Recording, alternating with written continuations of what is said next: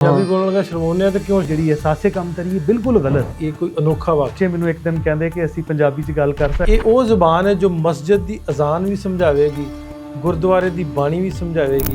ਜਿਹੜਾ ਕਾਇਦਾ ਜਮ੍ਹਾਂ ਕਰਾਉਂਦਾ ਸੀ ਉਹਨੂੰ ਬਹੁਤੇ ਪੈਸੇ ਮਿਲਦੇ ਸੀ, ਜਿਹੜਾ ਬੰਦੂਕ ਜਮ੍ਹਾਂ ਕਰਾਉਂਦਾ ਸੀ ਪਿਸਤੌਲ ਉਹਨੂੰ ਘੱਟ। ਇਹਦੀ ਵਜ੍ਹਾ ਸਿੱਧੀ ਸ਼ਊਰ ਦੀ ਕਮੀ ਹੈ। ਜਿਹੜੀ ਉਰਦੂ ਹੈ ਤੇ ਪੰਜਾਬੀ ਦੀ ਕੱਚ ਚੋਂ ਨਿਕਲੀ। ਇਹ ਗੱਲ ਯਾਦ ਰੱਖਣ ਵਾਲੀ, ਉਹ ਆਪਣੇ ਤੋਂ ਥੋੜੇ ਨੇ। ਪੰਜਾਬੀ ਫਿਲਮ ਇੰਡਸਟਰੀ ਦੇ ਰਾਹੀਂ, ਪੰਜਾਬੀ ਗਾਣਿਆਂ ਦੇ ਰਾਹੀਂ ਤਰੱਕੀ ਦਾ ਮਿਆਰ ਅਸੀਂ ਇਹ ਸਮਝ ਲਿਆ ਕਿ ਇੰਗਲਿਸ਼ ਉਰਦੂ। ਸ਼ਨਾਖਤ ਦਾ ਮਸਲਾ ਜ਼ਬਾਨ ਨਾਲ ਜੁੜਿਆ ਹੋਇਆ ਮਸਲਾ ਹੈ। ਤੇ ਬਣਦਾ ਵੀ ਇਦਾਂ ਵੀ ਭਰਾ ਇੱਥੇ ਖਲੋ ਜਾਣ ਮਗਰ ਫਿਰ ਮੋਢਾ ਤੇ ਲਾਉਣਾ। ਅਸਲਾਮ ਵਾਲੇਕੁਮ ਦੋਸਤੋ, ਮੈਂ ਨਾਸਿਰ ਢਿੱਲੋਂ। ਤੁਸੀਂ ਜੁੜ ਗਏ ਹੋ ਮੇਰੇ YouTube ਚੈਨਲ ਨਾਸਿਰ ਢਿੱਲੋਂ ਤੇ ਪੋਡਕਾਸਟ ਦਾ ਸਿਲਸਿਲਾ ਸ਼ੁਰੂ ਕੀਤਾ। ਜਿਵੇਂ ਤੁਹਾਨੂੰ ਪਤਾ ਕੁਝ ਸ਼ਖਸੀਅਤਾਂ ਨੂੰ ਜਿਹੜੇ ਪੰਜਾਬ ਲਈ ਕੁਝ ਵੱਖਰਾ ਕੁਝ ਨਿਵੇਕਲਾ ਕਰਦੇ ਨੇ, ਉਹਨਾਂ ਨਾਲ ਗੱਲਬਾਤ ਤੁਹਾਡੇ ਤੱਕ ਸਾਂਝੀ ਕਰੀਦੀ ਆ, ਉਹਨਾਂ ਦੇ ਤਜਰਬਾਤ ਦੀ, ਉਹਨਾਂ ਦੀ ਕਹਾਣੀ ਦੀ, ਉਹਨਾਂ ਦੀ ਜ਼ਿੰਦਗੀ ਦੀ। ਸੋ ਅੱਜ ਸਾਡੇ ਨਾਲ ਸਾਡੇ ਬਹੁਤ ਸੋਹਣੇ ਵੀਰ ਪ੍ਰੋਫੈਸਰ ਸੈਫ ਚੀਮਾ ਸਾਹਿਬ ਜੁੜੇ ਨੇ। ਚੀਮਾ ਸਾਹਿਬ, ਵੈਲਕਮ ਤੁਹਾਨੂੰ ਜੀ ਅੱਜ ਦੇ ਪੋਡਕਾਸਟ 'ਚ। ਧੰਨਵਾਦ ਤੁਹਾਡਾ, ਬਹੁਤ ਸ਼ੁਕਰੀਆ। ਤੇ ਚੀਮਾ ਸਾਹਿਬ ਜੀ, ਪੰਜਾਬੀ ਵਿਚਾਰ ਦੇ ਨਾਂ ਤੋਂ ਇਹਨਾਂ ਦਾ YouTube Facebook ਤੇ ਚੈਨਲ ਜਾਂ ਪੇਜਸ ਨੇ। ਸੋ ਇਹ ਪੰਜਾਬੀ ਦੀ ਪ੍ਰਮੋਸ਼ਨ ਨੂੰ ਲੈ ਕੇ ਤੇ ਸਾਡੇ ਤੋਂ ਇੱਕ ਕਦਮ ਅੱਗੇ ਹੁੰਦੇ ਆ ਤੇ ਬੜੇ ਐਨਰਜੈਟਿਕ ਨੇ। ਪੜ੍ਹਾਉਂਦੇ ਨੇ ਸਕੂਲ ਕਾਲਜਸ ਦੇ ਵਿੱਚ ਜਾ ਕੇ, ਜਿਵੇਂ ਹੁਣ ਅਸੀਂ ਤੀਜੀ ਇੰਟਰਨੈਸ਼ਨਲ ਪੰਜਾਬੀ ਕਾਨਫਰੰਸ ਕਰਵਾ ਰਹੇ ਹਾਂ, ਉਹਦਾ ਵੀ ਸਾਡੇ ਨਾਲ ਜ਼ੋਰ ਸ਼ੋਰ ਦੇ ਨਾਲ ਲੱਗੇ ਨੇ।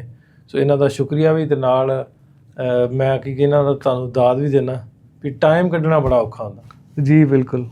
ਤੇ ਕਿਵੇਂ ਸੋਚ ਆਈ, ਕਿਸ ਤਰ੍ਹਾਂ? ਪਹਿਲਾਂ ਇੱਥੋਂ ਸ਼ੁਰੂ ਕਰ ਲੈਂਦੇ ਵੀ ਪੰਜਾਬੀ ਦੀ ਪ੍ਰਮੋਸ਼ਨ ਨੂੰ ਲੈ ਕੇ ਚੱਲਣਾ, ਪੰਜਾਬ ਦੇ ਵਿੱਚ ਪੰਜਾਬੀ ਨੂੰ ਨਾਫਜ਼ ਕਰਨਾ, ਲਾਗੂ ਕਰਵਾਉਣਾ, ਇਹਦੇ ਲਈ ਕੋਸ਼ਿਸ਼ਾਂ ਕਰਨੀਆਂ ਜਿਹੜੀਆਂ, ਉਹ ਕਿੱਥੋਂ ਸੋਚ ਆਈ? ਇਹ ਮੈਂ ਬਿਲਕੁਲ ਓਨੈਸਟਲੀ ਜਿਹੜਾ ਦਿਆਨਤਦਾਰੀ ਨਾਲ ਜਵਾਬ ਦੇਵਾਂਗਾ ਉਹ ਇਹ ਹੀ ਹੈ ਕਿ ਤੁਹਾਡੀਆਂ ਵੀਡੀਓਜ਼ ਵੇਖ ਕੇ। ਤੇ ਤੁਹਾਨੂੰ ਯਾਦ ਹੋਏਗਾ ਕਿ ਮੈਂ ਰਾਬਤਾ ਵੀ ਕੀਤਾ, ਤੁਹਾਨੂੰ ਉੱਥੇ ਬੁਲਾਇਆ ਅਸੀਂ ਡਾਰਾਂ ਵਾਲੇ, ਤੇ ਐਪਰੀਸ਼ੀਏਟ ਕੀਤਾ ਕਿ ਬੜਾ ਚੰਗਾ ਲੱਗਦਾ ਹੈ। ਤੇ ਉਹ ਜਿਹੜੀ ਕਹਿੰਦੇ ਨੇ ਕਿ ਇੰਗਲਿਸ਼ 'ਚ ਕਿ ਵੇਕਅਪ ਕਾਲ, ਤੁਸੀਂ ਸਾਨੂੰ ਉਠਾਇਆ ਕਿ ਜਿਹੜੇ ਅਸੀਂ ਖਾਬ ਵੇਂਦੇ ਸਾਂ, ਜਾਂ ਕਹਿ ਲਓ ਕਿ ਹੋਰ ਚੀਜ਼ਾਂ ਦੇ ਬਾਰੇ ਸਾਡੀ ਤਵੱਜੋ ਜ਼ਿਆਦਾ ਸੀ। ਤੇ ਤੁਹਾਨੂੰ ਵੇਖ ਕੇ ਤੁਹਾਡੇ ਚੈਨਲ ਦੇ ਰਾਹੀਂ ਮੈਨੂੰ ਲੱਗਿਆ ਕਿ ਇਹ ਜਿਹੜਾ ਕਾਜ਼ ਹੈ ਵਾਕਈ ਇਹਦੇ ਤੇ ਕੰਮ ਕਰਨਾ ਚਾਹੀਦਾ ਹੈ, ਕਿ ਅਸੀਂ ਪੰਜਾਬੀ ਬੋਲਣ ਲੱਗਿਆਂ ਵਾਕਈ ਸ਼ਰਮਾਨੇ ਹਾਂ। ਤੇ ਕਿਉਂ ਅਸੀਂ ਸ਼ਰਮਾਨੇ ਹਾਂ? ਹਾਲਾਂਕਿ ਸਾਡੀ ਕਿਉਂ ਸ਼ਰਮਾਉਂਦੇ? ਪੰਜਾਬੀ ਬੋਲਣ ਲੱਗਾ ਸ਼ਰਮਾਉਂਦੇ ਆ ਤੇ ਕਿਉਂ ਸ਼ਰਮਾਉਂਦੇ ਹਾਂ? ਤੇ ਦੇਖੋ ਉਹਦਾ ਜਵਾਬ ਕੀ ਮਿਲਿਆ।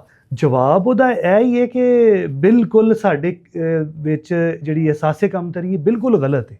ਇਨਫੀਰੀਅਰਿਟੀ ਕੰਪਲੈਕਸ ਜਿਹੜਾ ਹੈ ਸਾਡੇ ਲੋਕਾਂ ਦੇ ਵਿੱਚ, ਕਿ ਇਹ ਬਿਲਕੁਲ ਨਹੀਂ ਹੋਣਾ ਚਾਹੀਦਾ। ਤੇ ਇਹ ਬਿਲਾ ਵਜ੍ਹਾ ਅਸੀਂ ਯਾਨੀ ਦੂਸਰੀਆਂ ਜ਼ਬਾਨਾਂ ਨੂੰ ਪੜ੍ਹਾਈ ਦਾ ਤਰੱਕੀ ਦਾ ਮਿਆਰ ਅਸੀਂ ਇਹ ਸਮਝ ਲਿਆ ਕਿ ਇੰਗਲਿਸ਼ ਉਰਦੂ। ਅਸੀਂ ਬਾਰਹਾ ਕਲੀਅਰ ਕੀਤਾ ਕਿ ਜ਼ਬਾਨ ਕੋਈ ਵੀ ਨਹੀਂ ਬੁਰੀ ਹੁੰਦੀ, ਇੰਗਲਿਸ਼ ਉਰਦੂ ਜ਼ਰੂਰ ਪੜ੍ਹੋ, ਲੇਕਿਨ ਯਾਰ ਮਾਂ ਬੋਲੀ ਨੂੰ ਲੈ ਕੇ ਕਾਣੀ ਵੰਡ, ਫਿਰ ਇਹ ਸੋਚਣਾ ਕਿ ਅਗਰ ਮਾਂ ਬੋਲੀ ਮੈਂ ਬੋਲੀ, ਪੰਜਾਬੀ ਬੋਲੀ, ਤੇ ਯਾਨੀ ਪਤਾ ਨਹੀਂ ਕੀ ਹੋ ਜਾਏਗਾ, ਲੋਕ ਮੈਨੂੰ ਕਹਿਣਗੇ ਜਾਹਿਲ ਏ, ਅਨਪੜ੍ਹ ਏ। ਤੇ ਇਹ ਜਵਾਬ ਮਿਲਿਆ। ਤੇ ਉਸ ਤੋਂ ਬਾਅਦ ਫਿਰ ਜ਼ੇਨ ਦੇ ਵਿੱਚ ਇੱਕ ਪੱਕਾ ਇਰਾਦਾ ਕਰ ਲਿਆ ਕਿ ਇਨਸ਼ਾਅੱਲਾ ਇੱਕ ਕਾਜ਼ ਚੰਗਾ ਹੈ ਤੇ ਇਹਦੇ ਵਾਸਤੇ ਕੰਮ ਕਰਨਾ ਹੈ। ਤੇ ਨਵੀਂ ਪੀੜ੍ਹੀ ਨੂੰ ਸ਼ਨਾਖਤ ਦਾ ਮਸਲਾ ਜ਼ਬਾਨ ਨਾਲ ਜੁੜਿਆ ਹੋਇਆ ਮਸਲਾ ਹੈ। ਤੇ ਜੇ ਅਸੀਂ ਮਾਂ ਬੋਲੀ ਪੰਜਾਬੀ ਦੀ ਗੱਲ ਨਾ ਕੀਤੀ ਤੇ ਨਵੀਂ ਪੀੜ੍ਹੀ ਜਿਹੜੀ ਹੈ, ਨਵੀਂ ਪੀੜ੍ਹੀ ਬਿਲਕੁਲ ਕੱਟ ਹੋ ਜਾਏਗੀ ਪਿਛਲੀ ਜਨਰੇਸ਼ਨ ਤੋਂ, ਡਿਸਟਰੈਕਟ ਹੋ ਜਾਏਗੀ, ਬਿਲਕੁਲ ਕੋਈ ਰੱਬਤ ਹੀ ਨਹੀਂ ਰਹੇਗਾ। ਤੇ ਇਸ ਵਾਸਤੇ ਬਹੁਤ ਜ਼ਿਆਦਾ ਜ਼ਰੂਰੀ ਸੀ ਕਿ ਅਸੀਂ ਤੁਹਾਡੇ ਨਾਲ ਮੋਢਾ ਲਾ ਕੇ ਤੁਰਦੇ, ਔਰ ਅੱਲਾ ਨੇ ਹਿੰਮਤ ਦਿੱਤੀ ਹੋਈ ਹੈ, ਤੁਹਾਡੇ ਮਗਰ ਤੁਹਾਡੇ ਨਾਲ ਕੋਸ਼ਿਸ਼ ਕਰ ਰਹੇ ਹਾਂ। ਤੇ ਇਹਦਾ ਜ਼ਰੀਆ ਵੀ ਸਾਡੇ ਬਹੁਤ ਸੋਹਣੇ ਪਿਆਰੇ ਦੋਸਤ ਨੇ, ਸਾਡੇ ਕਾਮਨ ਫਰੈਂਡ ਹੈ ਬਾਬਰ ਜ਼ਮਾਨ ਢਿੱਲੋਂ। ਬੇਸ਼ੱਕ। ਤੇ ਉਹਨਾਂ ਨੂੰ ਸਿਰਾ ਜਾਂਦਾ ਵੀ ਆਪਸੀ ਸਾਡੇ ਰਾਬਤੇ ਬਿਲਕੁਲ ਉਹਨਾਂ ਦੀ ਵਜ੍ਹਾ ਨਾਲ ਹੋਏ ਜੀ। ਤੇ ਸਰਦਾਰ ਬਾਬਰ ਜ਼ਮਾਨ ਢਿੱਲੂ, ਬਿਲਕੁਲ ਉਹਨਾਂ ਨੇ ਸਾਨੂੰ ਤੁਹਾਡੇ ਨਾਲ ਜੋੜਿਆ। ਤੇ ਅਸੀਂ ਬਿਲਕੁਲ ਸਹੀ ਕਹਿ ਰਹੇ ਹੋ। ਔਰ ਮੇਰੇ ਇਸ ਮਿਸ਼ਨ ਦੇ ਵਿੱਚ ਬਾਬਰ ਜ਼ਮਾਨ ਨੇ ਕਦੀ ਫ਼ਰਕ ਨਹੀਂ ਕੀਤਾ, ਸਰਦਾਰ ਬਾਬਰ ਜ਼ਮਾਨ ਢਿੱਲੂ ਨੇ, ਕਿ ਯਾਨੀ ਪੰਜਾਬੀ ਵਿਚਾਰ ਜਾਂ ਸੈਫ ਚੀਮਾ ਕੋਈ ਅਲੱਗ ਚੀਜ਼ ਹੈ। ਮੈਂ ਮਤਲਬ ਮੇਰੇ ਨਾਲ, ਮੇਰੇ ਤੋਂ ਅੱਗੇ ਔਰ ਮੇਰੇ ਦੋਸਤ ਸਰਦਾਰ ਇਮਤਿਆਜ਼ ਕੈਂਤ, ਡਾਕਟਰ ਸ਼ਹਜ਼ਾਦ ਸਦੀਕ, ਡਾਕਟਰ ਸਫਿਆਨ ਪੰਸੋਤਾ, ਔਰ ਸਾਡੇ ਪੂਰੇ ਇਲਾਕੇ ਨੇ, ਪੂਰੇ ਭਰਾਵਾਂ ਨੇ ਪੂਰਾ ਸਾਥ ਦਿੱਤਾ। ਬਣਦਾ ਵੀ ਇਦਾਂ ਵੀ ਭਰਾ ਇੱਥੇ ਖਲੋ ਜਾਣ ਮਗਰ ਫਿਰ ਮੋਢਾ ਤੇ ਲਾਉਣਾ। ਜੀ ਬਿਲਕੁਲ ਪੂਰੇ ਇਲਾਕੇ ਨੇ ਮੋਢਾ ਲਾਇਆ। ਤੇ ਉਵੇਂ ਵੀ ਤੁਹਾਡਾ ਇਲਾਕਾ ਜਿਹੜਾ ਵਾ ਬਹੁਤ ਸੋਹਣਾ ਵੀ ਆ, ਬਾਵਲਪੁਰ, ਚਿਸ਼ਤੀਆਂ, ਸਾਰੇ ਦਾ ਸਾਰਾ ਪਿਓਰ ਜੇ ਜ਼ਿਮੀਂਦਾਰ ਵਾਲੇ ਲੋਕ ਨੇ, ਜ਼ਿਮੀਂਦਾਰੀ ਨਾਲ ਜੁੜੇ ਨੇ। ਤੇ ਆਪਣੇ ਕਲਚਰ ਨਾਲ ਜੁੜੇ ਨੇ, ਕਿਉਂਕਿ ਸ਼ਹਿਰਾਂ ਤੋਂ, ਵੱਡੇ ਸ਼ਹਿਰਾਂ ਤੋਂ ਥੋੜਾ ਜਿਹਾ ਹਟਵਾ, ਹਾਂ ਉੱਥੇ ਵੇਖਣ ਨੂੰ ਉਹ ਲਾਈਫ ਹਲੇ ਵੀ ਅੱਜ ਮਿਲਦੀ ਹੈ, ਬਿਲਕੁਲ ਬਿਲਕੁਲ ਪਿੰਡਾਂ ਦੀ ਅਸਲ ਹਾਂ ਜੀ, life। ਪਿੰਡਾਂ ਦੀ ਅਸਲ। ਤੇ ਉਹ ਮੈਂ ਨਾਸਰ ਭਾਈ ਇਹਦੇ 'ਚ ਐਡ ਕਰ ਦੇਵਾਂ ਕਿ ਦੂਸਰਾ, ਜਦੋਂ ਤੁਸੀਂ ਸਲਾਬ ਜ਼ਦਗਾਨ ਦੀ ਇਮਦਾਦ ਕਰਨ ਵਾਸਤੇ ਸਾਡੇ ਡਿਸਟ੍ਰਿਕਟ 'ਚ ਆਏ, ਤੁਸੀਂ ਇੱਧਰ ਜਨੂਬੀ ਪੰਜਾਬ 'ਚ ਗਏ, ਅਲੀਪੁਰ ਗਏ, ਤੇ ਮੈਨੂੰ ਇੰਨਾ ਜ਼ਿਆਦਾ ਪ੍ਰੈਸ਼ਰ ਸੀ ਨਾ ਕਿ ਅਸੀਂ ਜਾ ਕੇ ਨਾਸਰ ਭਾਈ ਦੇ ਨਾਲ ਕੰਮ ਕਰਨਾ ਚਾਹੁੰਦੇ ਹਾਂ, ਵਕਾਰ ਹੋਰਾਂ ਨਾਲ, ਤੁਹਾਡੇ ਨਾਲ। ਇੰਨੀ ਮੁਹੱਬਤ ਮੈਂ ਵੇਖੀ ਨਾ ਲੋਕਾਂ ਦੀ, ਸਾਡੇ ਇਲਾਕੇ ਦੇ ਲੋਕਾਂ ਦੀ ਬਿਲਖਸੂਸ। ਮਤਲਬ ਤੁਸੀਂ, ਮੈਂ ਕਹਿੰਦਾ, ਹੁਣ ਮੈਂ ਲਿਖਿਆ ਵੀ ਸੀ ਫੇਸਬੁੱਕ ਪੇਜ ਤੇ ਤੁਹਾਡੇ ਬਾਰੇ ਕਿ ਤੁਹਾਡੇ ਵਾਲਦੈਨ ਵੀ ਤੁਹਾਡੇ ਤੇ ਫਖਰ ਕਰਦੇ ਹੋਣਗੇ, ਤੇ ਤੁਸੀਂ ਕਿੰਨੇ ਲੱਕੀ ਲੋਕ ਹੋ ਯਾਰ ਕਿ ਪੰਜਾਬ ਵਾਸਤੇ ਨਿਕਲੇ ਹੋ, ਇਨਸਾਨੀਅਤ ਵਾਸਤੇ ਨਿਕਲੇ ਹੋ, ਔਰ ਲੋਕ ਤੁਹਾਡੇ ਨਾਲ ਯਾਨੀ ਪੂਰਾ ਸਾਥ ਦੇ ਰਹੇ ਨੇ ਹਰ ਤਰ੍ਹਾਂ ਹੀ। ਤੁਹਾਨੂੰ ਵੀ ਪਤਾ ਹੈ, ਤੁਹਾਨੂੰ ਕਾਲਾਂ ਆਉਂਦੀਆਂ ਸਨ, ਦੱਸੋ ਕੀ ਚਾਹੀਦਾ ਹੈ, ਕਿਵੇਂ ਅਸੀਂ ਮਦਦ ਕਰ ਸਕਦੇ ਹਾਂ। ਤੇ ਮੈਨੂੰ ਬੜਾ ਚੰਗਾ ਲੱਗਿਆ ਕਿ ਜਦੋਂ ਤੋਂ ਫਲੱਡ ਦੀ ਗੱਲ ਕੀਤੀ ਨਾ, ਸੈਲਾਬ ਆਇਆ, ਹੜ੍ਹ ਆਏ, ਤੇ ਮੈਨੂੰ ਇੱਕ ਦੋਸਤ ਆਂਦਾ ਵੀ ਕੀ ਐਸਾ ਵਾਕਿਆ ਹੋਇਆ ਇਸ 1 ਮਹੀਨੇ 'ਚ ਵੀ ਤੁਹਾਨੂੰ ਲੱਗਦਾ ਹੋਵੇ ਵੀ ਇਹ ਕੋਈ ਅਨੋਖਾ ਵਾਕਿਆ, ਵੀ ਅੱਲਾ ਵੱਲੋਂ ਕੋਈ ਜੀ ਇਹ ਤੁਹਾਡੇ ਨਾਲ ਵੀ ਕੋਈ ਗੈਬੀ ਤਾਕਤ ਹੈ। ਜੀ ਮੈਂ ਕਿਹਾ ਵੀ ਇਹ ਕੋਈ ਵਾਕਿਆ ਨਹੀਂ, ਵੀ ਜਿਹੜੇ 30 ਦਿਨ ਰਹੇ ਆ, 30 ਦੇ 3 ਦਿਨ ਦਾ ਵਾਕਿਆ ਹੈ। ਵੀ ਅਸੀਂ ਤੇ 12-13 ਸਾਲ ਤੋਂ ਕੱਟ ਆਫ ਹੈ, ਵੀ ਜ਼ਿਮੀਂਦਾਰੀ ਤੋਂ ਵੀ ਕਾਰੋਬਾਰ ਦੇ ਵਿੱਚ ਆ, ਵੀ ਇੱਧਰ ਆਪਣੇ ਚੈਨਲ ਨੂੰ ਕਰਕੇ ਵੀ ਹੱਥੀਂ ਕੰਮ ਘੱਟ ਕੀਤਾ, ਵਕਾਰ ਲਾਂਗੇ ਕਰਦੇ ਵੀ ਰਾਤੀ 11 ਵਜੇ ਸੋਣਾ ਤੇ ਸਵੇਰੇ 3:30 ਆਪੀ ਅੱਖ ਖੁੱਲ ਜਾਂਦੀ ਸੀ। ਇੱਕ ਐਸਾ ਵਾਕਿਆ ਮੈਂ ਤੁਹਾਨੂੰ ਕੀ ਦੱਸਾਂ, ਵੀ ਉਹ ਵਾਕਿਆ ਇਹ ਵਾ ਵੀ 3:30 ਵਜੇ 4 ਘੰਟੇ ਸੌਂ ਕੇ ਨੀਂਦ ਵੀ ਪੂਰੀ ਹੁੰਦੀ, 4 ਵਜੇ ਜਾਗ ਵੀ ਆ ਜਾਂਦੀ ਆ, ਨਿਕਲ ਵੀ ਪਈਦਾ, ਥੱਕੀਦਾ ਵੀ ਨਹੀਂ, ਐਨਰਜੀ ਵੀ ਇੰਨੀ। ਔਰ ਮੈਂ ਤੇ ਖੁਦ ਉੱਥੇ ਵਹਿੰਦਾ ਰਿਹਾ ਵਾਂ, ਔਰ ਮੈਂ ਬੜਾ ਮਤਲਬ ਇੰਪ੍ਰੈਸ ਹੁੰਦਾ ਰਿਹਾ ਵਾਂ ਕਿ ਅੱਛਾ ਵਾਕਈ ਨੇਕੀ ਦੀ ਰਾਹ ਦੇ ਉੱਤੇ ਬੰਦਾ ਥੱਕਦਾ ਹੀ ਕੋਈ ਨਹੀਂ। ਅੱਲਾਹ ਤਾਲਾ ਨੇ ਇੰਨਾ ਜਜ਼ਬਾ ਮਤਲਬ ਦੇ ਦਿੰਦੇ, ਮਤਲਬ ਵੀ ਮੈਨੂੰ ਆ ਜਵਾਬ ਸੀ ਮੇਰੇ 30 ਦੇ 30 ਦੇਣੀ ਤੇ ਮੇਰੇ ਨਾਲ ਮੈਨੂੰ ਲੱਗਦਾ ਸੀ ਸਾਡੇ ਨਾਲ ਗੈਬੀ ਤਾਕਤ, ਰੱਬ ਦਾ ਕਰਮ, ਹਾਂ ਬੇਸ਼ੱਕ ਰੱਬ ਦੇ ਬੰਦੇ, ਰੱਬ ਦੇ ਫਰਿਸ਼ਤੇ, ਉਹ ਸਾਡੇ ਨਾਲ ਜੋੜ ਕੇ ਅਸੀਂ ਲੋਕਾਂ ਦੀ ਸੇਵਾ ਕਰਨੀ, ਤੇ ਅਸੀਂ ਨਹੀਂ ਕਰਨ ਦੇ, ਉਹ ਸਾਡੇ ਕੋਲ ਰੱਬ ਲੈਣ ਡਿਆ। ਬਿਲਕੁਲ ਅੱਲਾਹ ਤਾਲਾ ਨੇ ਤੁਹਾਡੇ ਕੋਲ ਕੰਮ ਲੈਣਾ ਸੀ, ਔਰ ਬੜਾ ਸੋਹਣਾ ਕੰਮ ਤੁਸੀਂ ਕੀਤਾ। ਅੱਛਾ ਸਾਹਿਬ ਭਾਈ, ਪੰਜਾਬੀ ਜਿਹੜੀ ਆ ਇਹਦਾ ਜਦੋਂ ਦੇ ਆਏ ਹੋ ਇਸ ਮਤਲਬ ਪੰਜਾਬੀ ਨੂੰ ਲੈ ਕੇ ਆਪਾਂ ਪੰਜਾਬੀ ਤੇ ਕੰਮ ਕਰਨਾ, ਮਾਂ ਬੋਲੀ ਪੰਜਾਬੀ ਦੀ ਜ਼ਿੰਦਗੀ ਤੇ ਮਤਲਬ ਵੀ ਇਹ ਕੀ ਮਾਇਨੇ ਰੱਖਦੀ ਹੈ ਤੁਹਾਡੇ ਮੁਤਾਬਕ? ਮੇਰੇ ਮੁਤਾਬਕ ਤੇ ਮਤਲਬ ਮਾਂ ਬੋਲੀ ਦੇ ਨਾਲ ਮੈਂ ਅਕਸਰ ਕਹਿੰਦਾ ਹੁੰਦਾ ਕਿ ਮਾਂ ਬੋਲੀ ਇੱਕ ਇਨਸਾਨ ਨਾਲ ਐਵੇਂ ਜੁੜੀ ਹੁੰਦੀ ਹੈ ਜਿਵੇਂ ਮਤਲਬ ਰੂਹ ਦਾ ਰਿਸ਼ਤਾ ਹੈ ਨਾ। ਇਹ ਦੇਖੋ, ਇੱਕ ਬੱਚਾ ਪੈਦਾ ਹੁੰਦਾ ਹੈ ਤੇ ਬਲਕਿ ਉਹ ਮਾਂ ਦੇ ਪੇਟ 'ਚ ਹੀ ਹੁੰਦਾ ਹੈ, ਤੇ ਮਾਂ ਉਹਦੇ ਨਾਲ ਜਿਸ ਜ਼ਬਾਨ 'ਚ ਗੱਲ ਕਰਦੀ ਹੈ, ਅੱਲਾਹ ਤਾਲਾ ਨੇ ਉਹਦੀ ਰੂਹ ਤੇ ਉਤਾਰੀ ਹੋਈ ਉਹ ਜ਼ਬਾਨ। ਇਹ ਮਾਂ ਦੀ ਬੋਲੀ ਹੈ, ਮਾਂ ਬੋਲੀ, ਮਾਂ ਦੀ ਬੋਲੀ। ਮਤਲਬ ਅਗਰ ਇਮੋਸ਼ਨਲੀ ਵੇਖੀਏ ਤੇ ਮਤਲਬ ਮਾਂ ਇਸ ਜ਼ਬਾਨ ਦੇ ਵਿੱਚ ਬੱਚੇ ਦੀ ਤਰਬੀਅਤ ਕਰ ਰਹੀ ਹੁੰਦੀ ਹੈ, ਠੀਕ ਹੈ, ਤੇ ਬੱਚਾ ਗਾਂ ਵੱਧ ਕੇ, ਉਹ ਤੇ ਅਲੱਗ ਗੱਲ ਹੈ ਕਿ ਸਾਨੂੰ ਇੱਥੇ ਸਿਸਟਮ ਹੀ ਐਵੇਂ ਮਿਲਿਆ ਕਿ ਬਾਅਦ 'ਚ ਉਸ ਮਾਂ ਦੀ ਬੋਲੀ ਦੀ ਇੰਨੀ ਬੇਕਦਰੀ ਹੋ ਰਹੀ ਹੈ, ਉਹਦੇ ਅੱਖਰਾਂ ਨਾਲ ਇੰਨਾ ਯਾਨੀ ਉਹਦੇ ਅੱਖਰ ਰੋਣ ਹੀ ਰਹੇ ਨੇ ਨਾ ਕਿ, ਔਰ ਫਿਤਰਤ ਵੀ ਐਵੇਂ ਵੇਖਦੀ ਹੋਏਗੀ ਸਾਡੇ ਇਹਨਾਂ ਇਲਾਕਿਆਂ ਨੂੰ ਕਿ ਦੇਖੋ ਇਹ ਆਪਣੀ ਮਾਂ ਬੋਲੀ ਬੋਲਣ ਤੋਂ ਸ਼ਰਮਾਉਂਦੇ ਨੇ। ਤੇ ਜ਼ਿੰਦਗੀ ਦੇ ਵਿੱਚ ਮਾਂ ਬੋਲੀ ਪੰਜਾਬੀ ਦੀ ਬਹੁਤ ਜ਼ਿਆਦਾ ਅਹਿਮੀਅਤ ਹੈ। ਇਹਨੂੰ ਹਰ ਤਰ੍ਹਾਂ ਹੀ ਅਗਰ ਤੁਸੀਂ ਲਰਨਿੰਗ ਕਰਨੀ ਹੈ, ਅਗਰ ਤੁਸੀਂ ਜ਼ਿੰਦਗੀ 'ਚ ਅੱਗੇ ਨਿਕਲਣਾ ਹੈ, ਤਰੱਕੀ ਦੀ ਗੱਲ ਕਰ ਲਓ, ਅਗਰ ਸੱਭਿਆਚਾਰ ਦੀ ਗੱਲ ਕਰ ਲਓ, ਬੱਚਿਆਂ ਨੂੰ ਅੰਡਰਸਟੈਂਡਿੰਗ ਦੇਣੀ ਹੈ, ਸਾਇੰਸ 'ਚ ਅੱਗੇ ਨਿਕਲਣਾ ਹੈ, ਰਿਸਰਚ 'ਚ ਅੱਗੇ ਨਿਕਲਣਾ ਹੈ, IT 'ਚ ਅੱਗੇ ਨਿਕਲਣਾ ਹੈ, ਰੋਜ਼ਗਾਰ 'ਚ ਅੱਗੇ ਨਿਕਲਣਾ ਹੈ, ਮੈਨੂੰ ਇਹਦੇ 'ਚ ਕੋਈ ਐਸਾ ਕੌਨਫਲਿਕਟ ਨਜ਼ਰ ਨਹੀਂ ਆਉਂਦਾ, ਕੋਈ ਐਸਾ ਮੈਨੂੰ ਅਬਹਾਮ ਕਨਫਿਊਜ਼ਨ ਨਜ਼ਰ ਨਹੀਂ ਆਉਂਦੀ ਕਿ ਲੋਕ ਕਿਉਂ ਇਸ ਜ਼ਬਾਨ ਤੋਂ ਪਿੱਛਾ ਛੁਡਾਉਣਾ ਚਾਹੁੰਦੇ ਨੇ। ਔਰ ਮੈਂ ਅਕਸਰ ਗੱਲ ਕਰਨਾ ਵਾਂ ਕਿ ਅਗਰ ਚਲੋ ਇਸ ਤਰ੍ਹਾਂ ਹੀ ਮੰਨ ਲਓ ਕਿ ਤੁਸੀਂ ਉਰਦੂ ਸਿਖਾਉਣਾ ਹੈ, ਸਾਡੇ ਮਜਬੂਰੀ ਹੈ, ਸਾਡੇ ਅਦਾਰਿਆਂ 'ਚ ਪੰਜਾਬੀ ਜ਼ਬਾਨ ਲਾਜ਼ਮੀ ਮਜ਼ਮੂਨ ਦੇ ਤੌਰ 'ਤੇ ਨਹੀਂ ਰਾਇਜ, ਸਾਨੂੰ ਇੰਗਲਿਸ਼ ਪੜ੍ਹਨੀ ਪੈਂਦੀ ਹੈ, ਵਰਡ ਦੇ ਵਿੱਚ ਬਿਜ਼ਨਸ ਦੀ ਜ਼ਬਾਨ ਸਮਝ ਜਾਂਦੀ ਹੈ। ਗੋ ਕਿ ਕੁਛ ਮਮਾਲਿਕ ਜਿਨ੍ਹਾਂ ਨੇ ਬਹੁਤ ਜ਼ਿਆਦਾ ਤਰੱਕੀ ਕੀਤੀ ਉੱਥੇ ਇਹ ਬਿਲਕੁਲ ਲਾਜ਼ਮੀ ਨਹੀਂ ਹੈ। ਚਾਈਨਾ 'ਚ ਜਰਮਨ, ਇਟਾਲੀਅਨ, ਸਪੈਨਿਸ਼ ਬਹੁਤ ਸਾਰੇ ਮੁਲਕ ਨੇ, ਉਹਨਾਂ ਨੇ ਤਰੱਕੀ ਵੀ ਬਹੁਤ ਕੀਤੀ ਹੈ। ਜਰਮਨ ਸਾਈਟਸ ਵੀ ਉਹ ਜਰਮਨ 'ਚ ਨੇ, ਤੇ ਲੇਕਿਨ ਚਲੋ ਪਾਕਿਸਤਾਨ 'ਚ ਦੇਖਦੇ ਹਾਂ ਤੇ ਯਾਰ ਫਿਰ ਤੁਸੀਂ ਉਹਨੂੰ ਇੱਕ ਫ੍ਰੀ ਦੀ ਜ਼ਬਾਨ ਇੱਕ ਬੱਚੇ ਨੂੰ ਮਿਲਣ ਡਈ ਹੈ, ਤੁਸੀਂ ਇਹਨੂੰ ਇੱਕ ਐਡਵਾਂਟੇਜ ਸਮਝ ਕੇ ਹੀ ਆਪਣੇ ਬੱਚੇ ਨੂੰ ਸਿਖਾ ਦਿਓ, ਤੇ ਉਹਨੂੰ 4 ਸਾਲ ਤੱਕ ਜਦੋਂ ਤੱਕ ਉਹ ਸਕੂਲ ਨਹੀਂ ਜਾਂਦਾ ਉਸ ਦੌਰਾਨ ਤੇ ਕਮ ਸੇ ਕਮ ਸਾਡੀਆਂ ਬੀਬੀਆਂ ਭੈਣਾਂ ਉੱਤੇ ਜ਼ਬਰ ਨਾ ਕਰਨ ਕਿ ਬਿਲਕੁਲ ਬੇਟਾ ਆਪਨੇ ਇਹ ਜੀ ਮਤਲਬ ਇਹੀ ਉਰਦੂ ਹੀ ਆਉਂਦਾ ਨਾ ਜ਼ਿਹਨ ਦੇ ਵਿੱਚ ਕਿ ਵੀ ਤੁਸੀਂ ਪੰਜਾਬੀ ਨਹੀਂ ਬੋਲਣੀ, ਤੇ ਉਹ ਫ੍ਰੀ ਦੀ ਜ਼ਬਾਨ ਲੈਣ ਦਿਓ। ਅੱਛਾ, ਇਹਦੀ ਕਦਰ ਉਹਨਾਂ ਨੂੰ ਪੁੱਛੋ ਜਿਹੜੇ ਬਾਹਰ ਰਹਿ ਰਹੇ ਨੇ, ਔਰ ਉਹਨਾਂ ਨੂੰ ਸ਼ੌਰ ਹੈ, ਮੈਚੋਰ ਲੋਕ ਨੇ। ਡਾਕਟਰ ਇਸ਼ਤਿਆਕ ਹੁਸੈਨ ਸਾਹਿਬ ਕਿੱਡਾ ਵੱਡਾ ਨਾਮ ਹੈ, ਉਹ ਇੱਥੇ ਆਏ ਪਿਛਲੀ ਕਾਨਫਰੰਸ ਤੇ, ਉਹਨਾਂ ਦੇ ਵਰਡਸ ਕਿੰਨੇ ਵਿਜ਼ਡਮ ਨਾਲ ਭਰੇ ਹੋਏ ਸਨ।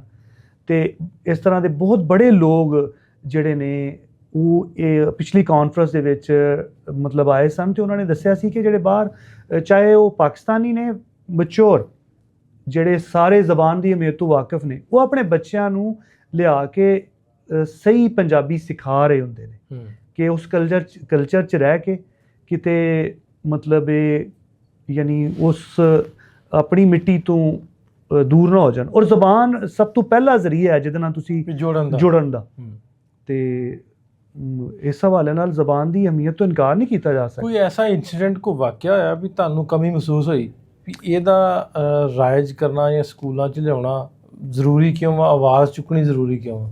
ਹਾਂਜੀ, ਮਤਲਬ ਕਈ ਵਾਕਿਆਤ ਹੋਏ ਨੇ, ਲੇਕਿਨ ਉਹਨਾਂ 'ਚੋਂ ਜ਼ਿਆਦਾ ਇਮੋਸ਼ਨਲ ਵਾਕਿਆ ਇਹ ਹੀ ਹੈ ਕਿ ਮਤਲਬ ਮੈਂ ਅਕਸਰ ਮੇਰਾ ਸਕੂਲ ਨੇ ਤੇ ਵਾਲਦੈਨ ਆਉਂਦੇ ਰਹਿੰਦੇ ਨੇ, ਤੇ ਉਹਦੇ ਵਿੱਚ ਸਾਨੂੰ ਬੜੀ ਮੁਸ਼ਕਲਾਤ ਦਾ ਸਾਹਮਣਾ ਕਰਨਾ ਪੈਂਦਾ ਹੈ। ਇੱਕ ਦੋ ਵਾਕਿਆ ਐਵੇਂ ਹੋਇਆ ਕਿ ਬੱਚਿਆਂ ਨੂੰ ਅਸੀਂ ਮਤਲਬ ਬੱਚਿਆਂ ਨੂੰ ਵੀ ਅੰਦਾਜ਼ਾ ਹੈ ਕਿ ਮੈਂ ਪੰਜਾਬੀ ਨੂੰ ਪ੍ਰਮੋਟ ਕਰ ਰਿਹਾ, ਵਾਲਦੈਨ ਨੂੰ ਵੀ, ਤੇ ਉਹ ਬੱਚੇ ਮੈਨੂੰ ਇੱਕ ਦਿਨ ਕਹਿੰਦੇ ਕਿ ਅਸੀਂ ਪੰਜਾਬੀ 'ਚ ਗੱਲ ਕਰ ਸਕਦੇ ਹਾਂ। ਮੈਨੂੰ ਬੜੇ ਉਹ ਮਾਸੂਮ ਲੱਗੇ।